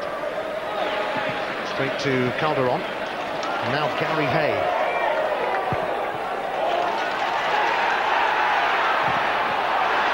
Tebbeli stopping Giacomo in his tracks. Gary Hay and Tebbeli got a bit entangled. And the free kick has been given to Killie. Yeah, before that, Gary Hay had a great chance to this. Tebbeli challenge there, denied Hay the chance of playing Ali McCoist, and he made a terrific run through the middle. Ali McCoist completely unmarked.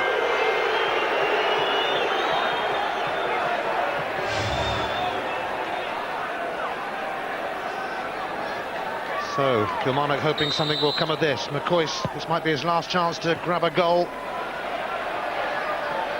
He has a problem with his calf muscle, we understand. Oh, that one's bounced awkwardly in front of Robert Douglas. Yeah, he struck it well enough here. Had the angle been slightly different, Ali McCoist might have been in the end of it as it kicks up here. Ali McCoist pursuing it in.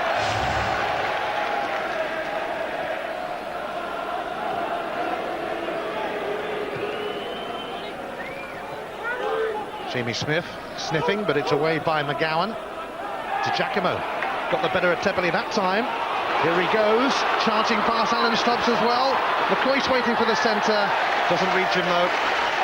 Well, Stubbs did well at full stretch, but you saw the pace of the youngster there again. Comes inside Tebbeli this time, and then decides to go outside of Alan Stubbs, and he has the pace to get there. And at full stretch, Alan Stubbs did a crucial touch.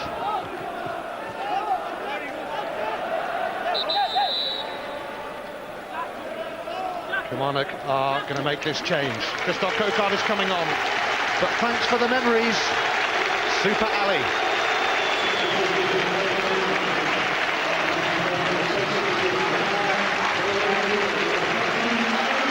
After 22 years and 415 goals at club level, Ali McCoist bids farewell to the game.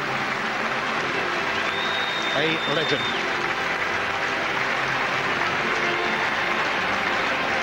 Kilmarnock fans giving a good send-off. I have to say there weren't too many Celtic fans applauding it.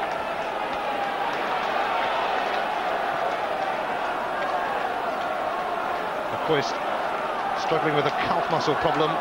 That's why he's had to go off. The curtain coming down on an extraordinary career. Not only for Rangers, but for Scotland as well. And St Johnstone and Sunderland and Killie. MacPherson trying to give Celtic something to think about.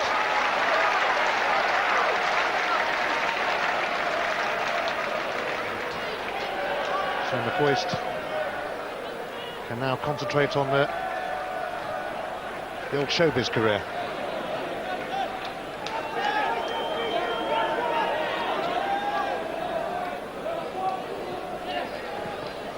Here's Maloney.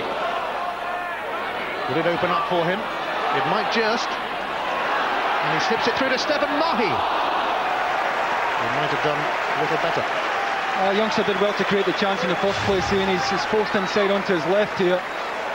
And still does enough under pressure from Gus MacPherson to find Mahi, who's onside, played on by Chris Innes. And again, he should be hitting the target. The angle doesn't do him any favours here, but should be hitting the target from that range.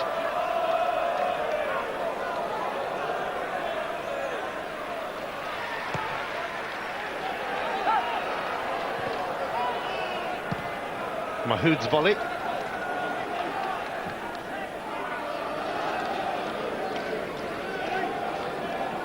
Well, St Mirren are on their way back down to the First Division, but they might be bowing out with a victory. They've gone 2-1 up at Motherwell. All too rare goal for Graham Fenton. I remember watching as a teenager win the League Cup with Aston Villa. Big Ron's team beat Manchester United in 1994, but he didn't quite fulfil his potential. It remains goalless here at Rugby Park and at Tynecastle, where Hearts are playing Dundee, with the last European place up for grabs. At the moment, it's Kilmarnock who are heading into Europe, but it could, of course, quite easily change. Well, that's the problem. Ian, do Kilmarnock go for it big time, or do they sit in and hope that Hearts don't score at Tynecastle?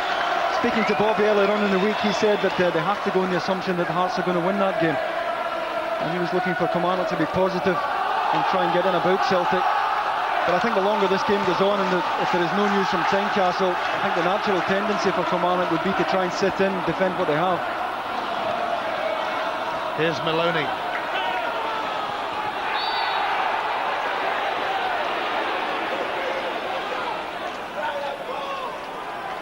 Dindeleux getting ready to take this free kick.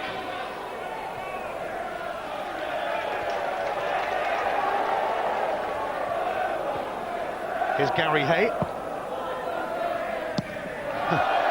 And instead of sending that one high into the sky.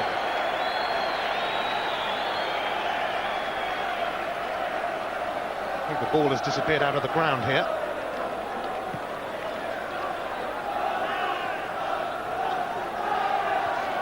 Cocard. Gary Hay's centre. Cleared by Stubbs. Smiles, and no wonder after what he's been through. Nobody's back playing. Cocard is going to run that out. It's a goal kick.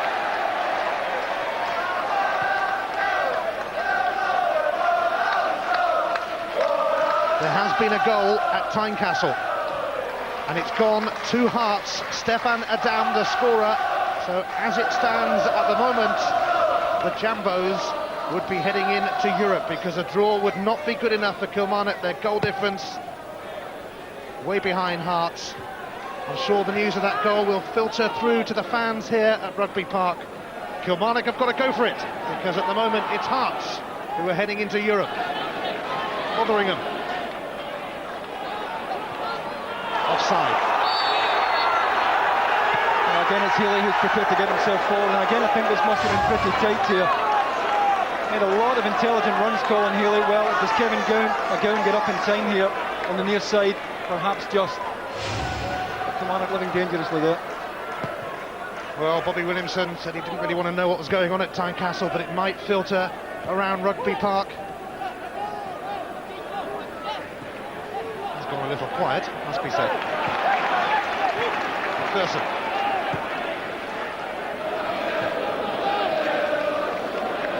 Giacomo against Tedley. There'll be more absorbing tussles in this game. Sanjuan. Calderon, but Vega turns it back to Robert Douglas. Kilmarnock, remember, haven't beaten Celtic for going on 3 years. They've got to come up with something now. The flag will go up for offside against Christophe Cocard. Well, Kilmarnock having the better of the second half action areas, Ian, but I'm quite sure that Jerry McCabe, who's down in the dugout there, Bobby of course up in the stand, will be trying to get word onto the pitch, so they really have to get one here.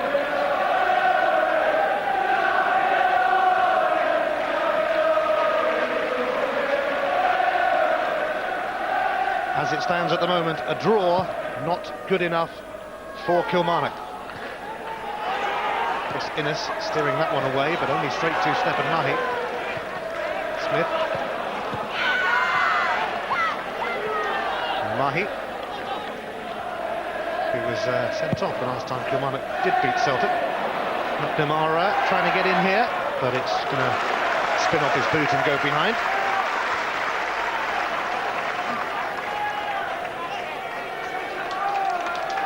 Well, the Kilmarnock fans are trying to urge their team on, because they know that their heroes have got to pull something out of the bag here. A few fans listening on their radios, following the progress from Tynecastle.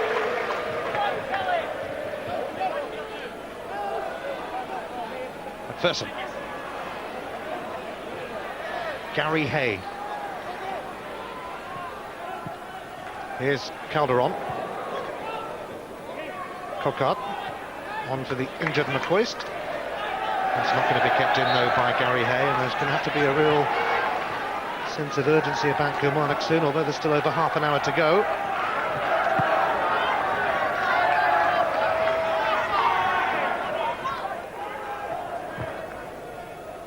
Certainly has gone rather quiet from a Kilmarnock point of view. A big goal kick.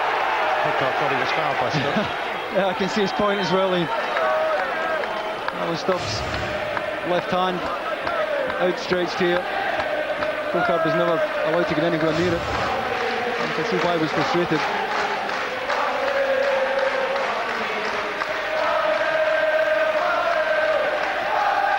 It's a nervous time at Rugby Park. Kilmarnock are no longer in pole position for UEFA Cup place. They're up against effectively a Celtic reserve side here.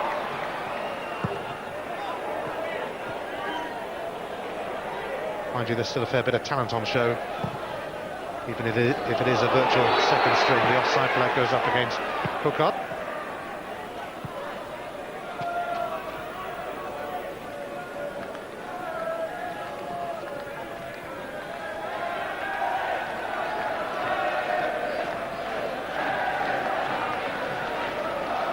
Kilmarnock missing Andy McLaren through suspension and Craig Dargo through injury. Could have been two of their decent bets for a goal, I guess. They'll be hoping they can find one from somewhere. Cocard hasn't exactly been amongst them lately. Did get a good few chances against Hearts when we were here last, though. Calderon, it opens up a little bit for him. And now his fellow Spaniard, Sanjuan.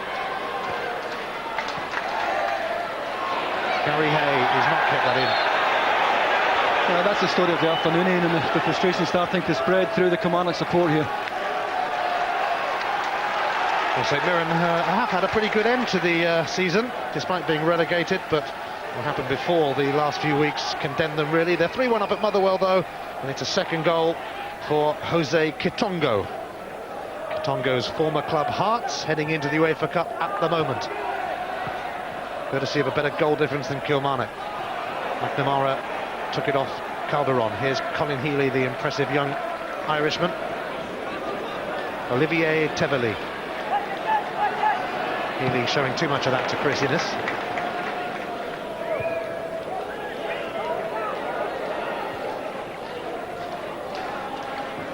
Calderon.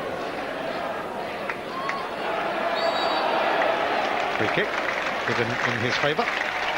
A good example there of the footwork of Calderon, Ian, but hasn't really been in this game, hasn't imposed himself at all in the match.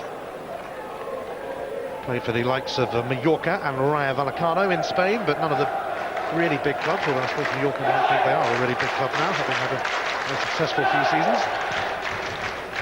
Dindeleux's free kick eludes McGowne and Innes, I think it was, coming in. I think it was.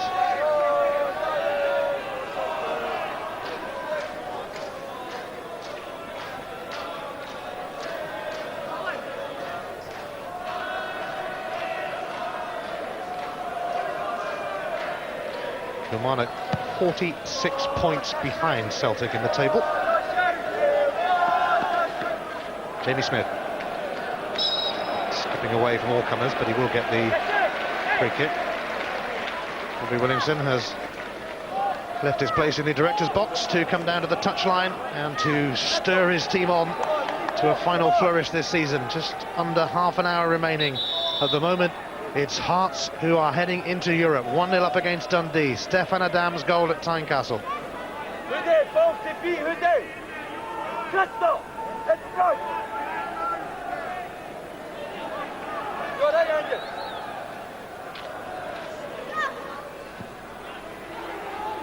And, oh, it's a little awkward actually off Ramon Vega for Marshall.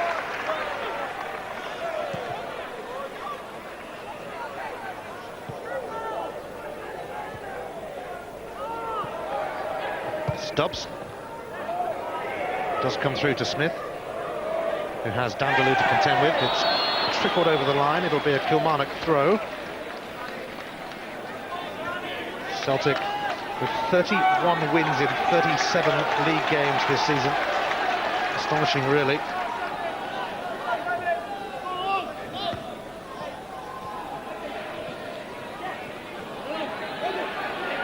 Mahood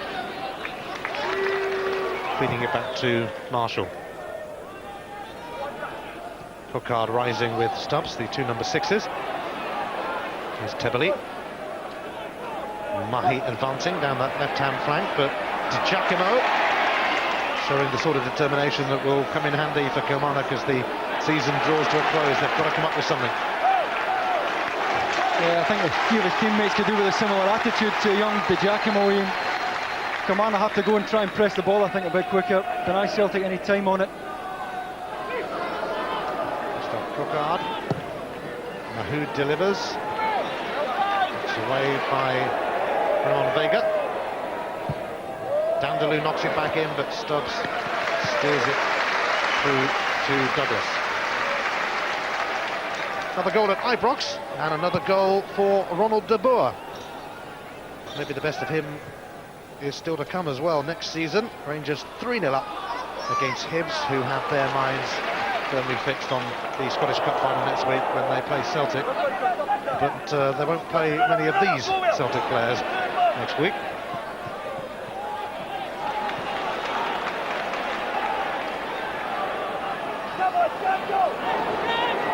Giacomo is always going to be second best to Stubbs then. You can see the Kilmarnock having plenty of the ball in, but they're not really asking any questions of Celtic. They've finished the first half strongly, but they haven't really created anything at all in the second half. And he doesn't really have too many options in the bench either, Bobby. Big Dargo out injured, of course. Calderon now has given it to Christophe Cocard. They need to come up with something here, Kilmarnock. They've lost the momentum a little bit, although to Giacomo's centre. Other Douglas a worry or two.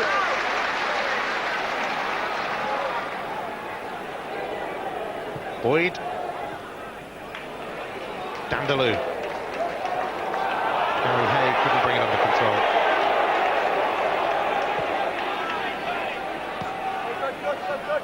Mahi. Innes fouled Maloney.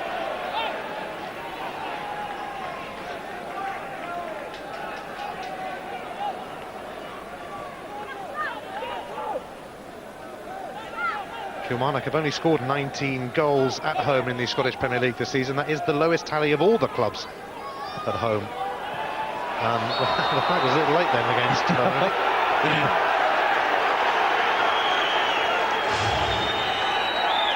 Yeah, it took a while to put his flag up here. He's got 4 or 5 yards off. And the Killer supporters in front of us wanted young Maloney booked there for continuing to put the ball in the back of the net. And they're aware the clock is ticking down here. Every second precious now to Kilmarnock. The linesman took his time then, but it was a close one, eh?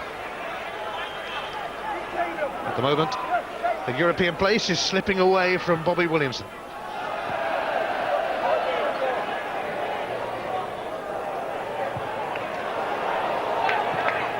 McNamara. Maloney's going to chase this, and he's got on the side of McGowne, who recovered.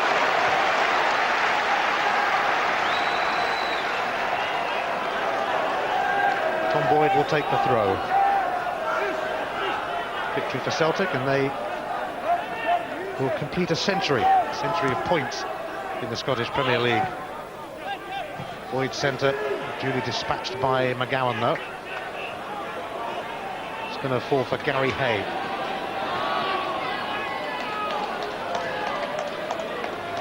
Innes.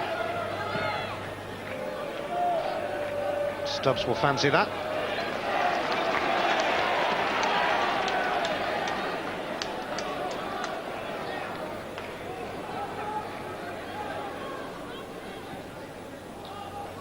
Here's Hay. Kilmarnock need to find a bit of fire in their bellies to stoke themselves up. Mahood though with a chance to race away. Now Sean Maloney. And into McGowne though. Now Cocard. Possibilities here perhaps for Killie. Calderon. Not the best of touches from Mahood, but Kilmarnock hang in there, or do they? Jamie Smith is actually going to latch onto that.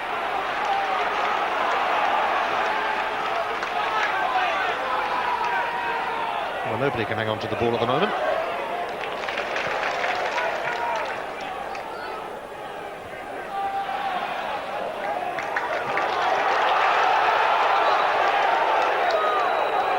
Fotheringham just being given a little warning by John Underhill for catching Calderon. It's been a pretty easy game to referee. Yeah, he's let it go. John Underhill has let the game go, and I think as most referees would at this stage of the season, trying to keep the game going.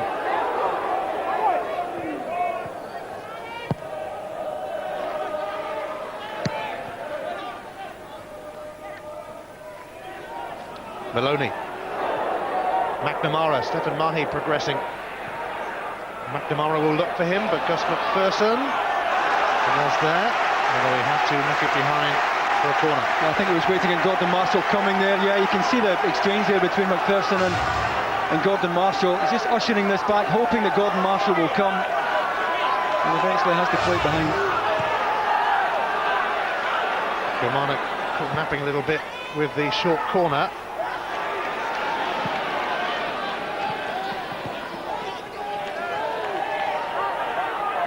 Quarter of the game remaining.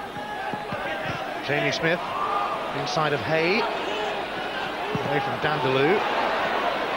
Colin Healy, proving to be a real menace, getting stuck in.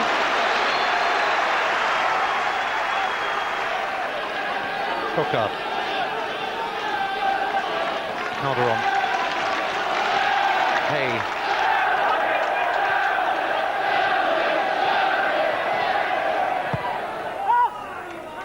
Giacomo, he looks a real talent.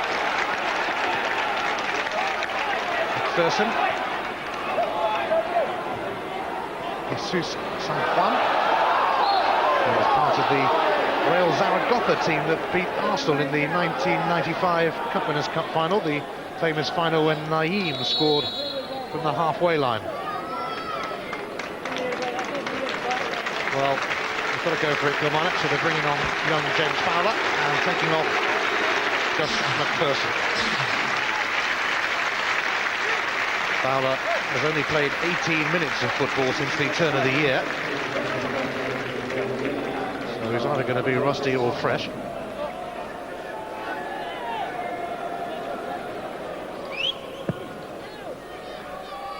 "20 minutes remaining. As it stands at the moment, Craig Levein and Hearts are going to get the last UEFA Cup place. One up against Dundee through Stefan Adam.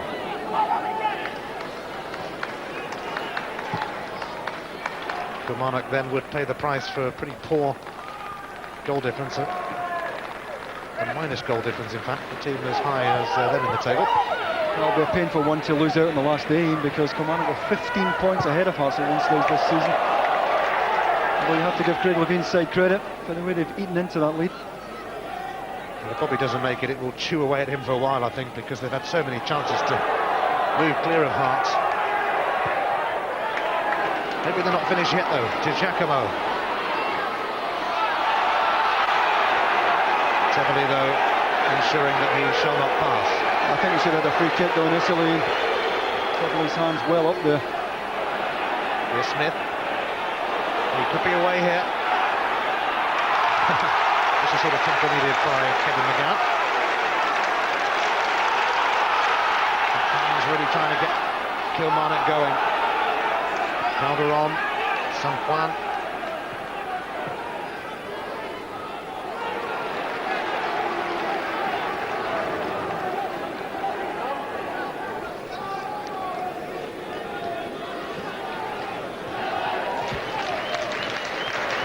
Here's Calderon. And it goes through to Robert Douglas. Still nothing doing for Kilmarnock. Here's Maloney. He's got the better of Dindeleux, trying to hold him back. He's going to get the free kick eventually. Terrific turn from the youngster, though.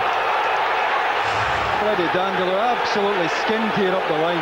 Terrific ability from the youngster. Freddie Dindeleux hauling him back. Dindeleux getting a yellow card for that. First of the game.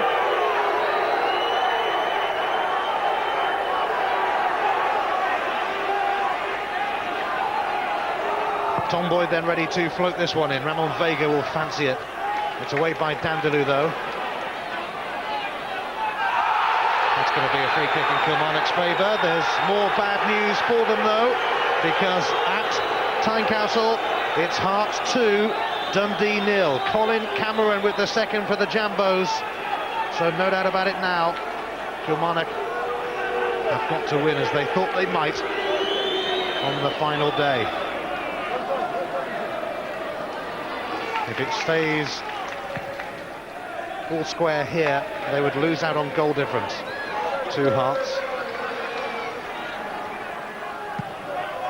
And it's going to be a rather anxious and nervous time now for Kilmarnock. They need to find a spark from somewhere. Any kind of goal will do.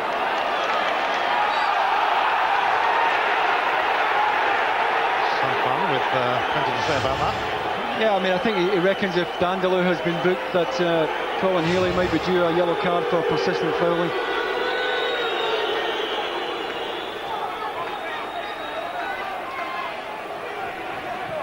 Sanjuan getting a ticking off from John Underhill, one of the rising stars on the referees' circuit.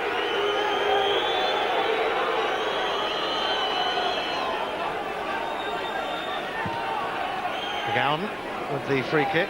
Cocard rising. Olivier Tebelly's missed kick will give Kilmarnock a corner. Well, they have to make the most of the set pieces from now, Ian, because they're not really troubling Celtic. But Giacomo putting Tebelly under pressure. But they really have to make the most of this. This looks their best bet so far. Kilmarnock praying for a goal. Calderon sends it in, away by Ramon Vega. Back in though by Mahood. Giacomo there with Tebelly. A nasty collision there, and Tebelly certainly came off worse.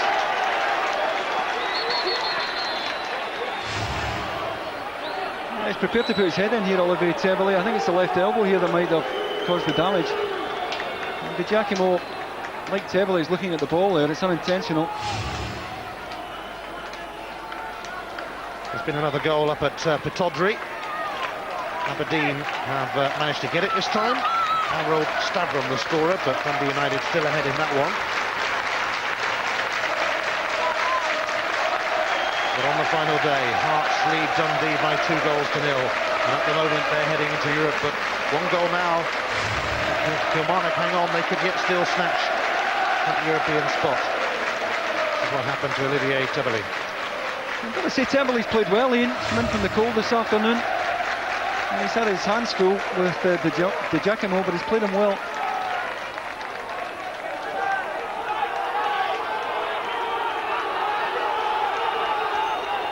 He took a real whack there, Olivier Tebelly.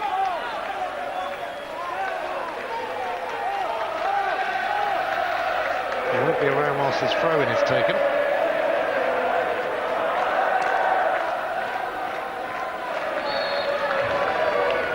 Gary Hay going for a long one, and it's going to be another corner, and once again they need to make the most of these.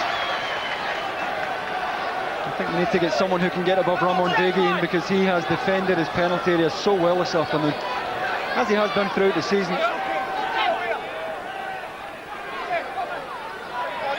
Kilmarnock search for a hero. Calderon's corner. Oh dear, he's drifted that one out and back in, so it'll be a goal kick. What a waste. I can only imagine what Bobby Williamson thinks about that. You've got a chance, you've thrown all the big boys up, got a chance of getting a knockdown, and it's completely wasted.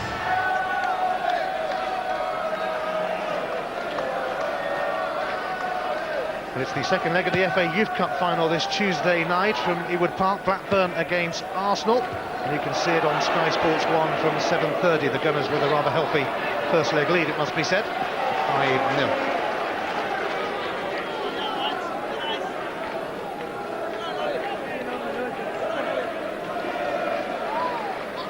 Tebelly's throw. Inside the last quarter of an hour of the Scottish Premier League season.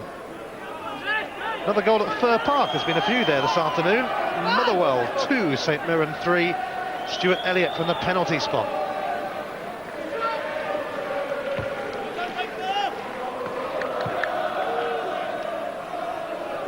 The Kilmarnock fans know that at the moment they won't have to be looking up where their passports are. Hearts ready to head into the UEFA Cup. Inspiration is required from somewhere for Kilmarnock. They have to win.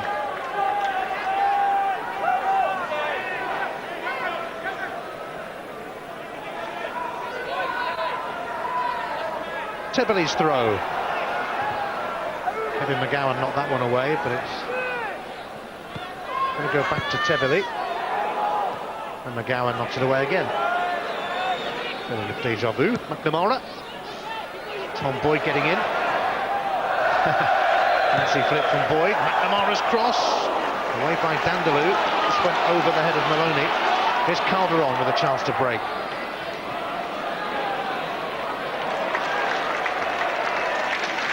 Calderon across to Innes. Now to Giacomo. Could be in here. Cocard waiting near post. Mahood in the box too. And Mahood! He's done it! Kilmarnock have scrambled a goal, and they could yet be heading into the UEFA Cup. I think it's fitting it was young Giacomo who set it up, Ian. A wonderful run down the outside. And you see all the pace and the aggression here. Olivier Tebele thinks he's well positioned. Giacomo gets across the front of him. Good pullback. And Mahood, at last, providing the supporting run from midfield that they've been lacking, gets across Vega. Doesn't get a lot on it, but he gets enough on it. And look how well Giacomo does. Terrific pullback. Well, it was slipping away from Bobby Williamson, but as you can tell, he's back in with a shout now. And as often happens in football, it's all changed very suddenly. And Kilmarnock are back in pole position. And now the sorry faces will be on the faces of the Hearts fans at Tynecastle. But hang on a moment, because here come Celtic with Healy. Well struck, but straight at Marshall.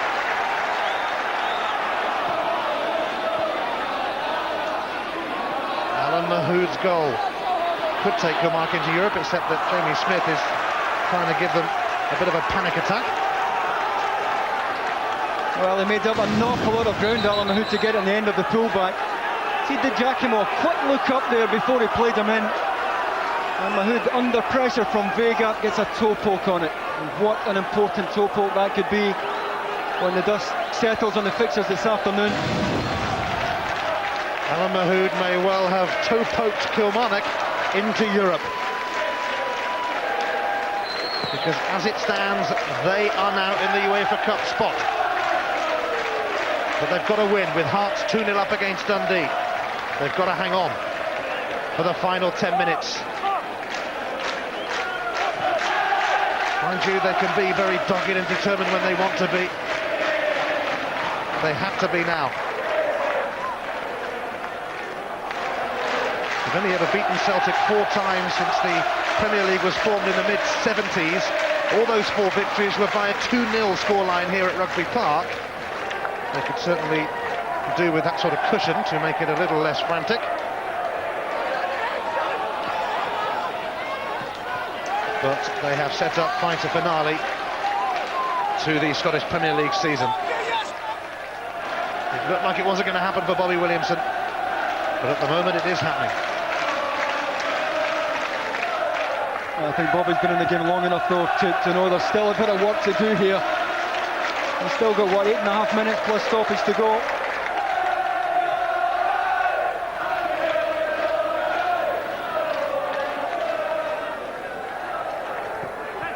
Here's Gary Hay.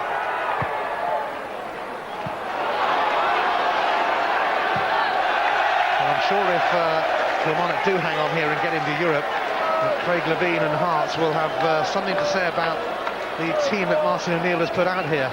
It's a difficult situation, that, really, because it is a second-string side, but you can't blame Martin with the cup final ahead next week. Didn't want to risk any of his main men, but it'll be a sore one for Hearts to take.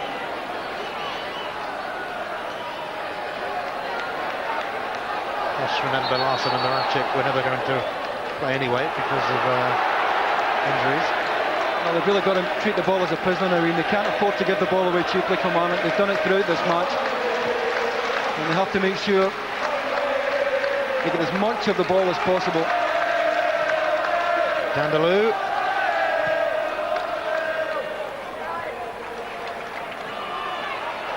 Cocard got the better of Stubbs. Here's Giacomo, who really has taken Kilmarnock forward in this game. He's grabbed the game by the scruff of the neck to Giacomo.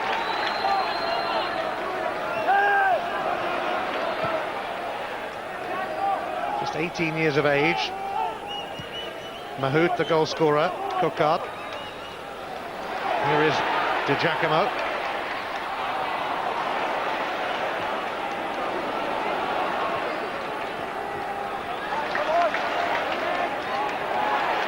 Bodies all over the place.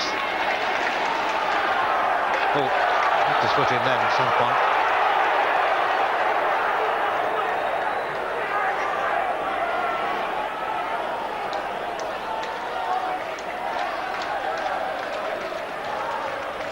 If Celtic were to snatch an equaliser, then the European pendulum would swing back in Hearts' favour.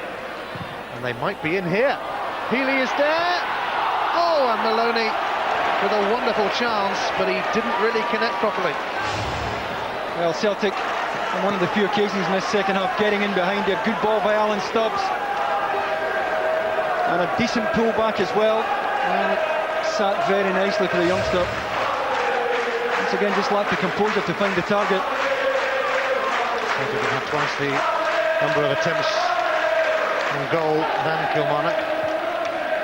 But Bobby Williamson won't be worrying too much about statistics during the summer if his team qualify for the UEFA Cup. At the moment, they are doing just that, but it's going to be a nervous end to the campaign.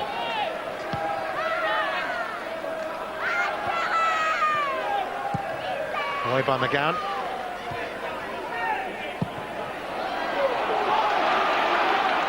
Time to remain calm and composed, but I guess that's easier said than done.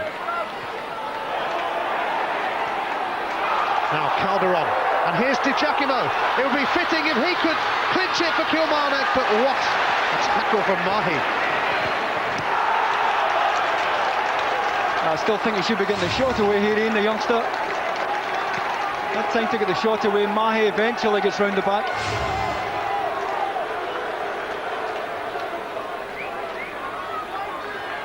Very talented teenager, has been an inspiration to Kilmarnock today.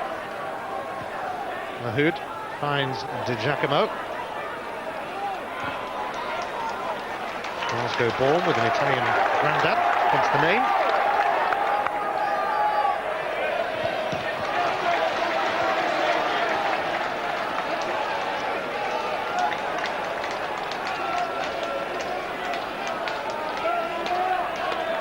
McNamara's throw from Vega. Tries to get forward. Killie bothering him. Here's Stubbs.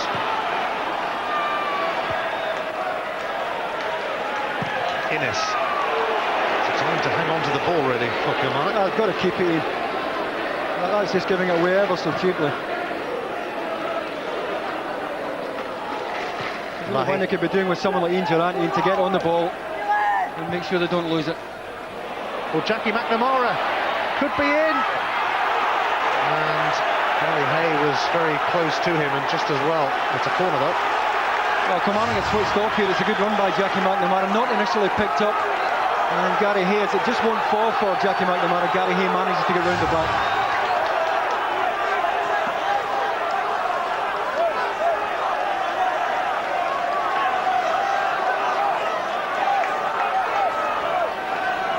There'll be a few frayed nerves around Rugby Park now as Fotheringham sends the corner in and Stubbs on the end of it. And those Kilmarnock fans will be rather relieved to see his header spring over. Yeah, I think it's Kevin McGowne who does just enough here to put Alan Stubbs off his jump, just couldn't get over it. And as you would imagine, Gordon Marshall in no hurry at all to take this.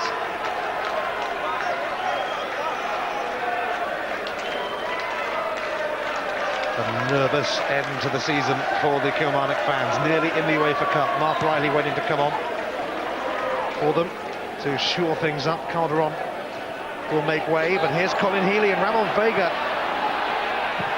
is taken up a position as a striker.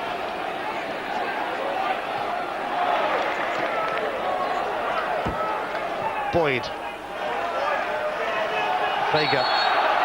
Free kick conceded by the Swiss international for a foul on Kevin McGowne.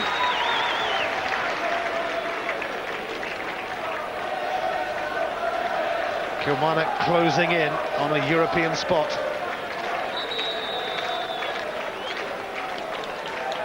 Well, Paul to Giacomo will get a wonderful round of applause here as he makes way. Yeah, his has been the significant contribution for me this afternoon, in a youngster, and hasn't even turned 19, doesn't turn 19 until next month. But what a crucial contribution he made at the goal and throughout the game here. And a thoroughly deserved round of applause from the Killie fans in the ground.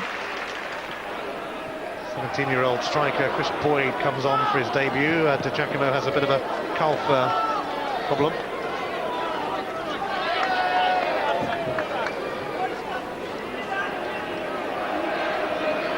Tebeli. Dindeleux back to Marshall. They've got to hold their nerve, Kilmarnock. They are nearly in the UEFA Cup. Hearts 2-0 up against Dundee, but that won't matter if Killie hang on here. If, though, Celtic were to grab an equaliser, then Kilmarnock would be shunted out of that European position and Hearts would move in.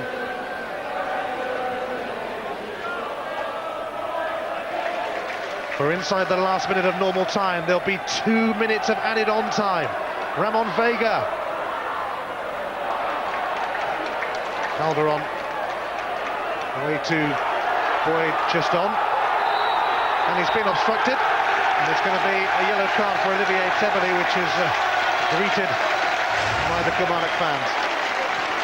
I think they'll be quite happy just to get the game stopped here, Kilmarnock. Gets them a chance to get pushed up to the halfway line. And they'll be quite happy for the game to be stopped as often as possible.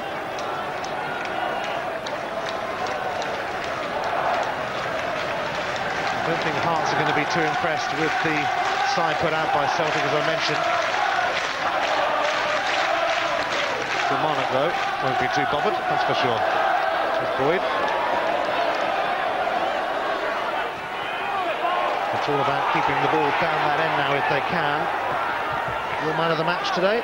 I think the young man who's just gone off, I mean, I think Colin Healy has had a terrific afternoon for Celtic. He managed to get himself from box to box. But Paul De Giacomo, for me, has stolen the show. And when it really mattered, when Kilmarnock looked as if they couldn't buy a goal, he was the man who decided to accept the responsibility, get himself in behind, and the pullback allowed Alan Mahood to separate the sides, and he's my Bank of Scotland man of the match. And he's in behind again there, in behind the coaching staff, but he is the man of the match. Kilmarnock almost in Europe, and they'll get a free kick now for foul on against the Boyd who's just come on. Halfway through the 2 minutes of added on time. We shall not be moved is the cry from the Kilmarnock fans, and they might not be. Calderon, just hang on to it, Kilmarnock, and you are in Europe. Boyd. It's all over. Bobby Williamson has taken Kilmarnock into Europe again. They finished fourth for the third time in 4 seasons. And that really sums up the tremendous job that he has done here on limited resources. For quite a while it looked like Hearts would clinch that UEFA Cup spot as they strolled into a 2-goal lead over Dundee.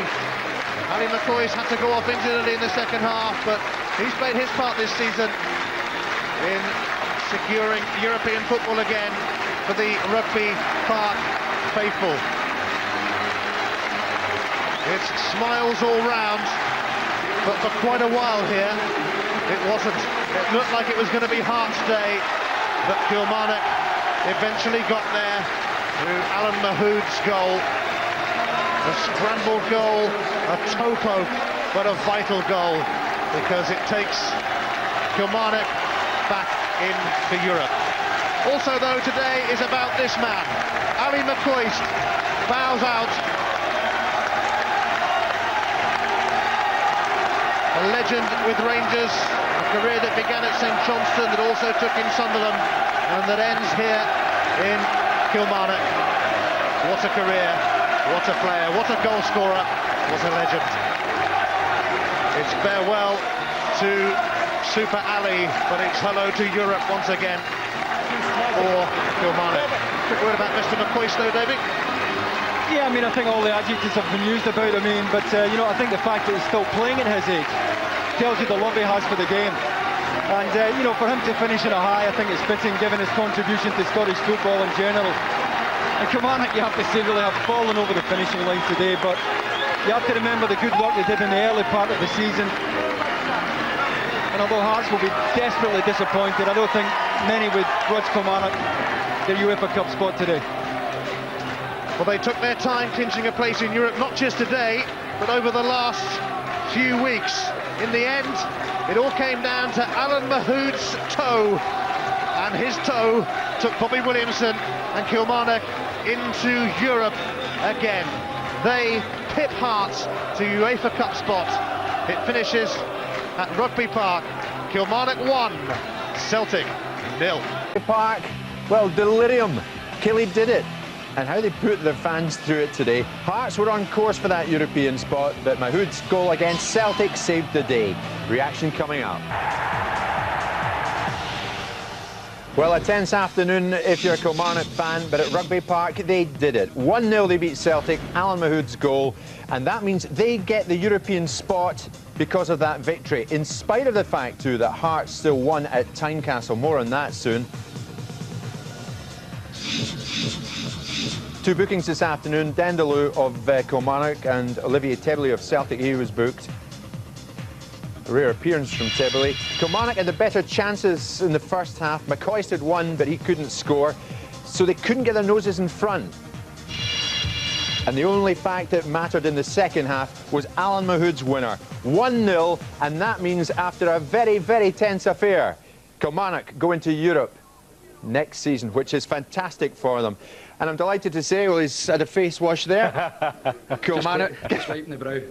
I'm not surprised. Bobby, congratulations. You had to do it the hard way. You said to me earlier in the week, we have to do it ourselves, and you've done it. Yeah, and we always do it the hard way, unfortunately, at Kilmarnock. Our fans are used to that over the years, and if you go right back to all the way through their history in football, they've always left it the last day, and thankfully we've got there, Jim. How much of a relief is it, Bobby, to you? It's tremendous. You don't want to disappoint your supporters, especially the last day of the season, and thankfully we haven't done that. We've rewarded them for their support throughout the season, now with a trip to Europe, and we're very much looking forward to it. Well, congratulations, Bobby. I think you deserve the pal. Were you getting a wee bit concerned? I mean, a couple of months ago, I think maybe just after the break, Bobby, 15-point lead you had in Hearts. Were you starting to get a little concerned? Was it as much as that? Yeah. Yeah, to be honest, you don't really look at the tables away back then. You're just concentrating on the next game, Charlie, and that's all we were trying to do. But once we was getting down to the nitty-gritty, then you're starting to look and try to work out all the permutations. We knew we had to win today because I expected Hearts to beat Dundee, and thankfully we managed to do that. Well, as always, Bobby, you get into Europe, a good record you've got at Kilmarnock. You're going to be losing another few players this summer. What have you got in prospect for next season? Have you got quite a few in mind? Is it the Boysman way again? Yeah, it'll definitely be Boysman, Charlie. There's been plenty of players recommended to us, and we usually do our work pre-season. We'll go in tour and we'll have a look at a few guys who can maybe help us out. And being in Europe's a big advantage for us. It can attract better players. But we've got a good squad of players here. Unfortunately, we've lost a few this year. Paul Wright, who is a Killie legend, is left us, and that's hard. It's hard to take, but things have got to move on. Times have got to move on. We've seen what young Giacomo could do today, and we've got to look to the young kids as well to get through, and we've got to make spaces for them, Charlie, and that's just a fact of life. But we wish Paul all the best. Yeah, is there a key area though, Bobby? Is it about getting goals? Because you've always been pretty rock solid at the back, haven't you? Yeah, I think we can defend reasonably well, but you know yourself, Charlie, that's the hardest part of the game, is putting the ball in the back of the net, and these guys are hard to come by. They don't come cheap either, but it's very difficult to get players to come into the Premier League and score goals against the Rangers and Celtics. Rangers and Celtic are paying millions for guys who can't score goals in the Premier League, unfortunately, although they have got players that can. Yeah, I mean, you keep going through this motions, and financially it always has been a struggle for teams out with the old firm. Most definitely. Is there ever going to be a stage that can change for Kilmarnock in the future? Yeah, if I win 20 million in the lottery, I might put 4 or 5 in. You wouldn't put any of the club, I know you. I wouldn't want to waste my own money. I don't want to waste the chairman's money. I don't think I'll waste my own. Bobby, how mindful were you this afternoon of the scoreline at Tynecastle? Because that was heaping pressure on you, wasn't it? To be perfectly honest, I don't know how the scoring went, whether they scored first half, second half or whatever. But I did know they were winning at one stage, and as I said, I didn't think we could get a breakthrough, but just young Paul Giacomo done tremendously well, showed a great strength and pace to beat Oliver Tabili, because he's a strong lad, and Alan Mahood managed to get a taxi into the box and score a goal, so we're delighted. Bobby, tell me about the week you've had. I was down at Rugby Park with you earlier in the week. What a difference 7 days make, because last weekend you took plenty of stick because of the McCoist situation. You didn't put him on at Ibrox. You had your own reasons for that, and I know you got some junk mail from Rangers supporters, and there was an outcry about that. The pressure was on you this week, wasn't it? I didn't notice, to be honest. I knew I had an uncomfortable afternoon last week. Rangers fans vented their feelings on me, and rightly so. Alan McCoist, an Ibrox legend. But I had 2 guys sitting in the stand who couldn't even get on the bench, and I felt if I put Ali on, they'd have felt I'd just done out of sentiment, and I couldn't be seen to be doing that. I've got to respect all the players at the club, not just Ali. But I thought it'd be a slap in their face for our fans. We were struggling. I was gutted we were getting beat 5-1 because we needed to do something last Saturday, and I couldn't let Ali go in and lift the Rangers crowd anymore. I know you don't mind me saying this. You showed me a couple of the letters. Yeah. They weren't pleasant. Did you get back to the people in? I did. I phoned them, but thankfully they weren't in, so I left a cheeky message on the answer machine. But they're more than welcome to come back to me. Was it that Easter house message you normally give, yeah? To be honest, they weren't from Easter. They weren't even from Glasgow. They were dotted all over Scotland, but that shows you how much McCoist means to people. I spoke to his mother the other day, and that's typically the McCoist. They were feeling for me, and I was feeling for them. And as I said, the respect I've got for Alan McCoist is immeasurable. He's been a tremendous player for Kilmarnock and Scotland and Rangers, and it'll be a big loss to the game. Very good youngsters up front. Young lad today I thought was excellent, Bobby. You've got Dargo, who's looked impressive and starting to score goals. You know, do you go for kind of experience with them, or do you just let them go and find their own way? It was good to be able to bring in a bit of experience just to help them along the way. You see what Alan McCoist was doing with Giacomo in the first half. He certainly helped a young lad, and he'll be sadly missed, I said. But these guys have got to stand up for themselves eventually, and Giacomo done himself a world of good today. And young Chris Boyd, they're strike partners in the under-18 team, and I thought I'd get my head chewed off for actually throwing them in, but thankfully it's came good, and it'll be a good experience for both these young kids. Bobby, what do you want to say at this stage to Craig Levine, because their heads are down at Tynecastle? Yeah, I'm sure he must be feeling rough with it, but he's got next year and he's got a few years ahead of him to build Hearts up into a force again. Not that they're not a force at this moment in time, but Craig will be wanting to get his own players in, and we wish him all the best for next season. But that's football. We've seen how the reactions for teams when they get relegated, or it's a cruel game at times, and you do feel for the Hearts support and the people at Hearts. Well, Liverpool showed us this week just how easy it is to win the UEFA Cup. Not. Who do you fancy in that tournament? I think we've got 5 preliminary rounds before we get to the first round. But I'm not fussed. We're just delighted to be there for our fans. Bobby, many congratulations. You thoroughly deserve it, and so does your club. Yeah, well done, Bob. Cheers, guys. Cheers, pal. He's happy, and why shouldn't he be? But you can done a great job, Jim. What about the relief there, though, Charlie? You can sense it. Well, there is relief there, because, I mean, Bobby was going through a stage where he was getting a little bit of hassle from the Killie fans early part of this season, tail end of last season. You know, in 4 out of the 5 terms, he's you know, he was a relatively young manager coming in, finding his feet at Kilmarnock after Alex Totten had left. And it sometimes takes people a little bit of time, but he had no time to adjust. And four seasons out of the 5, you know, he's been in Europe. It's tremendous, because it's been a financial struggle non-stop. People at the board have come in and helped him as best they can, but it's a constant fight against the tide.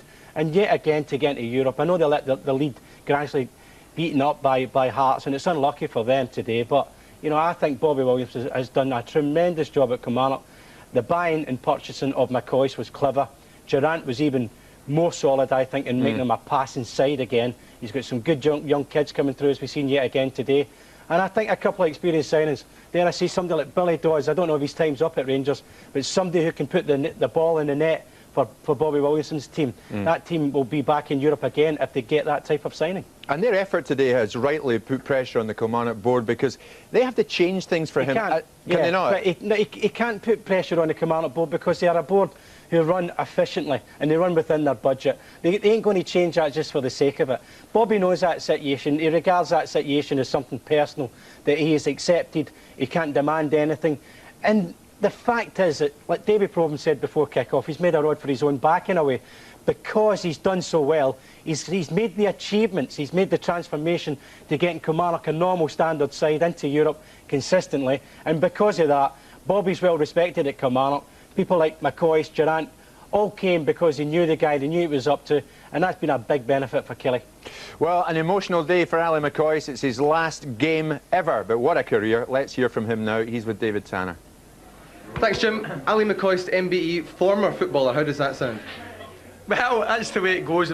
I'm just thrilled to bits with today's result, really, because when you sit on the bench, when you Hearts are winning 2-0, had to get a goal from somewhere, and thankfully Hoodie came up with it, and we're thrilled to bits, because it would have been a serious disappointment, David, if we hadn't qualified for Europe, because the boys in there, you know, I felt we deserved to qualify for Europe. It's all credit to Bobby and the staff and the players that were there. It's, honestly, I just think it's a magic achievement, I really do.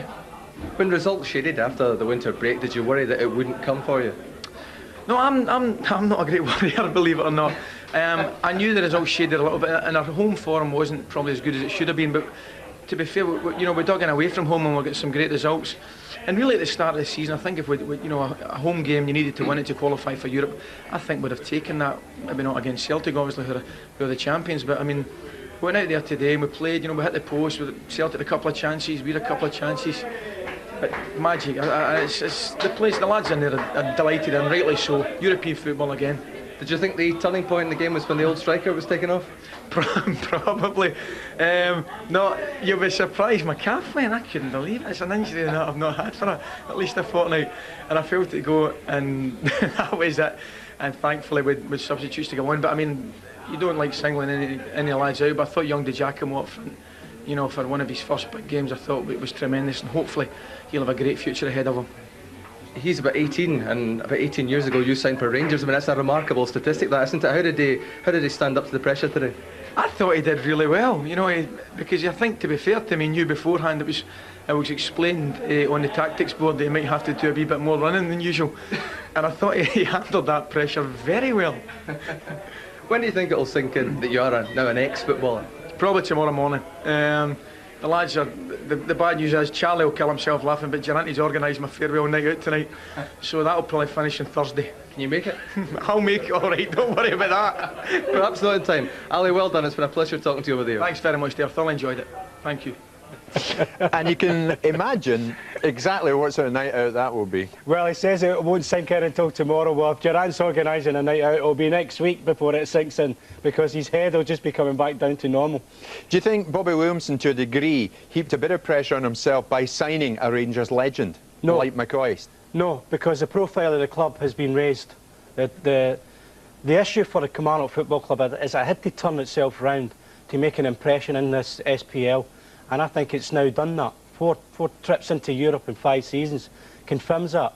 Any other club out with Celtic and Rangers, they would be absolutely delighted to have anything close to that. Marvellous job, marvellous piece of business to get Durant and McCoist to come. Well, over the piece then, 1-0 Kilmarnock, but Charlie, they did it the hard way, didn't they? Because it was a fairly unrecognisable Celtic side, as we said earlier on today. They had to go and win it, but they kept their fans waiting, didn't they? Yeah, but we knew it would be an awkward game for them, and I think in some ways, Bobby was probably like that Celtic team sheet that came through. A little bit of relief, but at the same time, a little bit of unknown quantity as such. And Celtic, not playing for a great deal, but they had pace.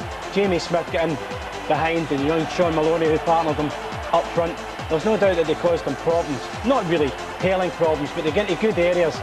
Unfortunately for the young lads at Celtic, they'll need to kind of just learn that side of it, is when you're getting into these crucial areas at the top level, then it's about punishing. Look at first of pace, he's got the 3 defenders scrambling wrong side of him. It takes a little early, I think it does, unfortunately for young Sean, it takes a little bobble You can see he's beyond them. I think he could have probably took another touch in it because they're struggling to get back to him. Little bob when he takes it with the outside his foot. So it was a problem for Kilmarnock and the sake that they had to worry about the pace in behind.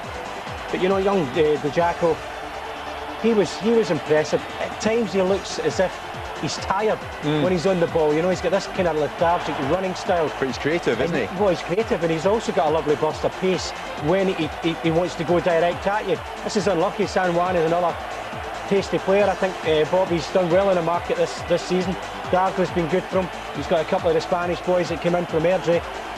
And McCoist is famously known as making that run. And very unlike him. Final game, we said before kick-off, you know, he'll always get the opportunities. If you give him service, he would always score goals, no matter what age and how he felt. But very unlike Coisty, this occasion for the final game wasn't to be his name going on the score sheet, but Kilmarnock were confident enough, I think, getting into half-time that it was going to be a comfortable performance from them, but they weren't behind, and that still made it that Bobby could concentrate at half-time. We say to them, well, second half, boys, you know, what we can really think about more is in the last 20-25 minutes we can start going for it a little bit, and I think gradually they started believing that. He enjoyed himself this afternoon. He did. You always feel such a relief when you come to you and you face your last game. As I said, he would have been nervous, he would have been feeling uptight today, Coisty, you know, because it's been such a wonderful career, wonderful goal scorer, probably the best in my lifetime in terms of doing it consistently. You know, and I think the best piece of business he did was get him off and get Cocard on, which turned the game noise. He's had a problem with that cap for a long time, and Cocard came on. It's going to be strange when McCoist's not around anymore. It's going to be very, very strange. It's going to be more strange for Ali than it is for any of us, because we're so used to seeing him, especially that smile of his after scoring and celebrating goals. But, you know, life goes on after legends. He is that, and, you know, Celtic threatened at times. You know, not the best Celtic team, and there'll be a big change in this personnel for next week. But I think some of the kids did okay. The movement was decent at times. And I think Martin will think, well, you know, it's about trial and error with some of these kids. They'll give them a taste of it. He did well, Colin Healy. Colin Healy did do well. He's a player that I admire. I like him, and I think he's got a future. I don't know if he'll be good enough to get to that Celtic midfield when they're all fit. The one thing he's not added to his game so far is a bundle of goals. But look at this run. There's the pace. I have to say, Mahood, is he considering a new contract at the moment? He is indeed. I think him one over well. That's probably clinched it. I think a few shekels just went on it tonight because he broke his back to get in there. Heavily stranded a little. The kid done brilliant to pull it back. Vega is struggling too. You can see, you know, he's aware exactly where Mahood is, and a little toe poke is enough just to get it in. And I have to say, no disrespect to Hearts, but I think Kilmarnock have merited this. I think throughout the campaign it's been a tight squad. It's not been flamboyant in the way it approached the game, but they're hard to beat. They're solid defensively, they work together well, and people like Coisty, Durante have added a lot of spirit to that dressing room. So, you know, I think they merited a European spot, and they got it. And, I mean, for Bobby Williamson, it is a great sense of relief, but he thoroughly deserves it, Charlie. Yeah. He's a great student of the game, and he works so hard on Kilmarnock's behalf, doesn't he? Yeah, and he makes his own decisions. He took a torrid time last weekend, as you pointed out to him. He's a guy who makes decisions. He's a guy who's straight and honest, and that's the way his team play, and he has to be admired. And Coisty, you've had a wonderful career, son. Hope to see you soon. Have a good night. Absolutely. Well, let's hear from man of the match, Paul Giacomo, and the goal scorer, Alan Mahood, there with David. Paul, congratulations, you're the Bank of Scotland man of the match. What kind of afternoon was that for you? It was a good experience, I suppose. It was only my second debut, so I just enjoyed it and was lucky enough to get a chance because wee Dars got injured on Friday, so just happy enough to want to play and try my best. You had a fair bit of running to do, as Ali McCoist has admitted. How did you feel as though you played as well?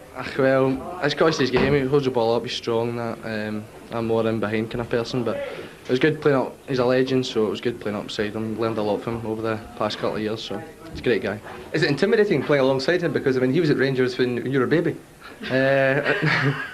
No, not so bad. He's a great guy. He talks to you all the time, encourages you, and it's not too hard playing up with him. He's a great guy, and so I enjoyed it. It's good fun. Alan, what does it mean to you today to get the goal that gets Kilmarnock into Europe? Obviously, I'm just delighted to score any time, but today it means a lot more. With the result for Hearts, we needed to win, we did, so it's good to finish on a high. Did you know it was you who scored it? Yep. You asked me earlier on. You thought it might have been an own goal. I wasn't sure, to be honest with you, but I claimed it anyway. What about the cross from the young fella here? I thought he wasn't going to cross it. Knowing Giacomo and training with him every day, I didn't think he was going to pass it, but he did. It was a good ball, good run, put it on a plate.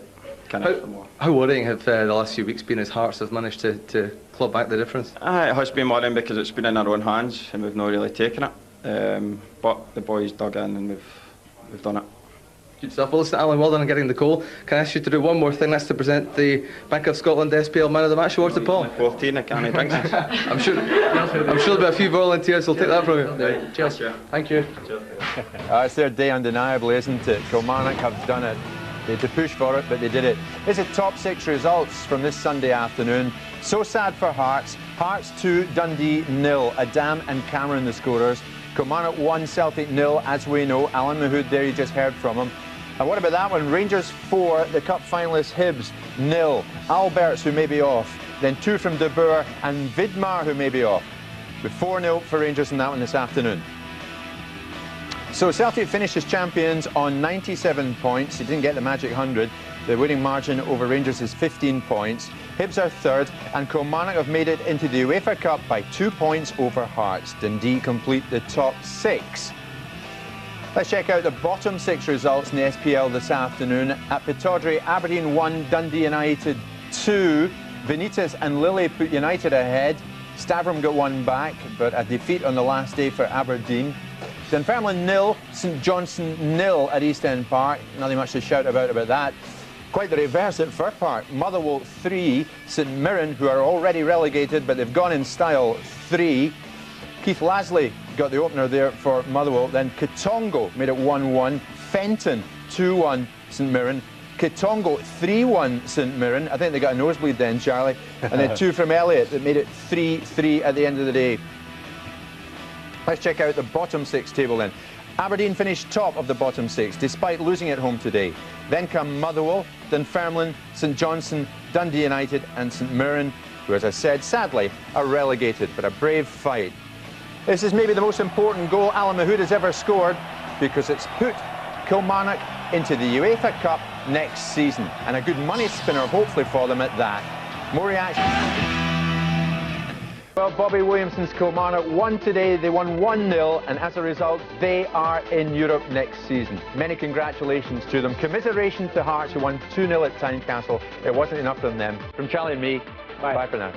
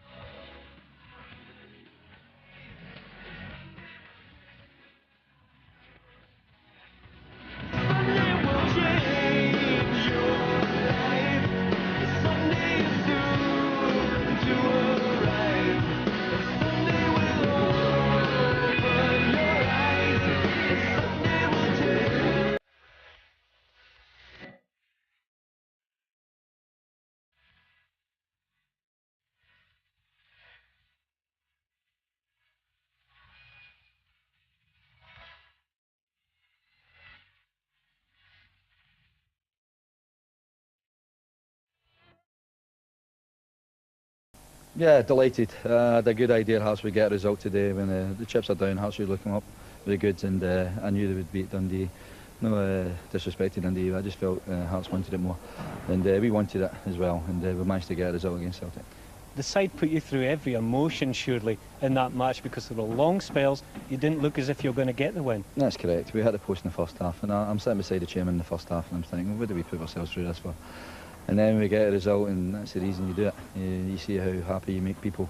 Alan, your third goal of the season, maybe not your best goal, but certainly the most important for you. No, that's right. It was important. I don't even think it hit the back of the net, but it doesn't matter, it went in. Did you get a touch to the ball? Some people are suggesting that maybe you didn't. Well, speaking to the boys, watching the telly again, they said I got a toe to it, so I'll claim it anyway. You can't be disrespectful to any clubs in the SPL. Anybody can finish up at this end of the league if they put a string of results together. And we've been very fortunate that we've got the breaks along the way, and we've had a really good season, I feel. So I'm delighted for the guys. Let's just take a look at how the final SPL table looks then. And, well, two things that strike me. Firstly, is the split a good idea, Jim? Does it work? And secondly, look at the gap between the Old Firm and the rest, which just underlines what we're saying about the financial gap between the Old Firm and the rest. Well, the problem with that, Dougie, when you look at that table and you see these teams all the way down from Hibs, Kilmarnock, Hearts, Dundee in that top section, they're offloading, apart from Hibs, they're offloading players. Hearts are trying to offload players, and Greg Levine wants some players. He knows the ones he wants. Can't do anything about it until he gets rid of players, like Steve Fulton, for instance. And it's the same at Kilmarnock. And the teams further down, Motherwell will seem to have their best players already gone. So I'm not sure if the split's a good thing. The split's got nothing to do with that. I mean, these are financial problems that will be there no matter how you tinker with the setup. But I don't think the split worked too much. You know, the SPL will argue, well, there was interest in the final day today because we didn't know whether it was Hearts or Kilmarnock in Europe, but that would happen anyway. The difficulty is we can't really go to the ideal setup, which I think most of us agree is 16 full-time teams playing twice, but it doesn't look at the moment as if that's a goer.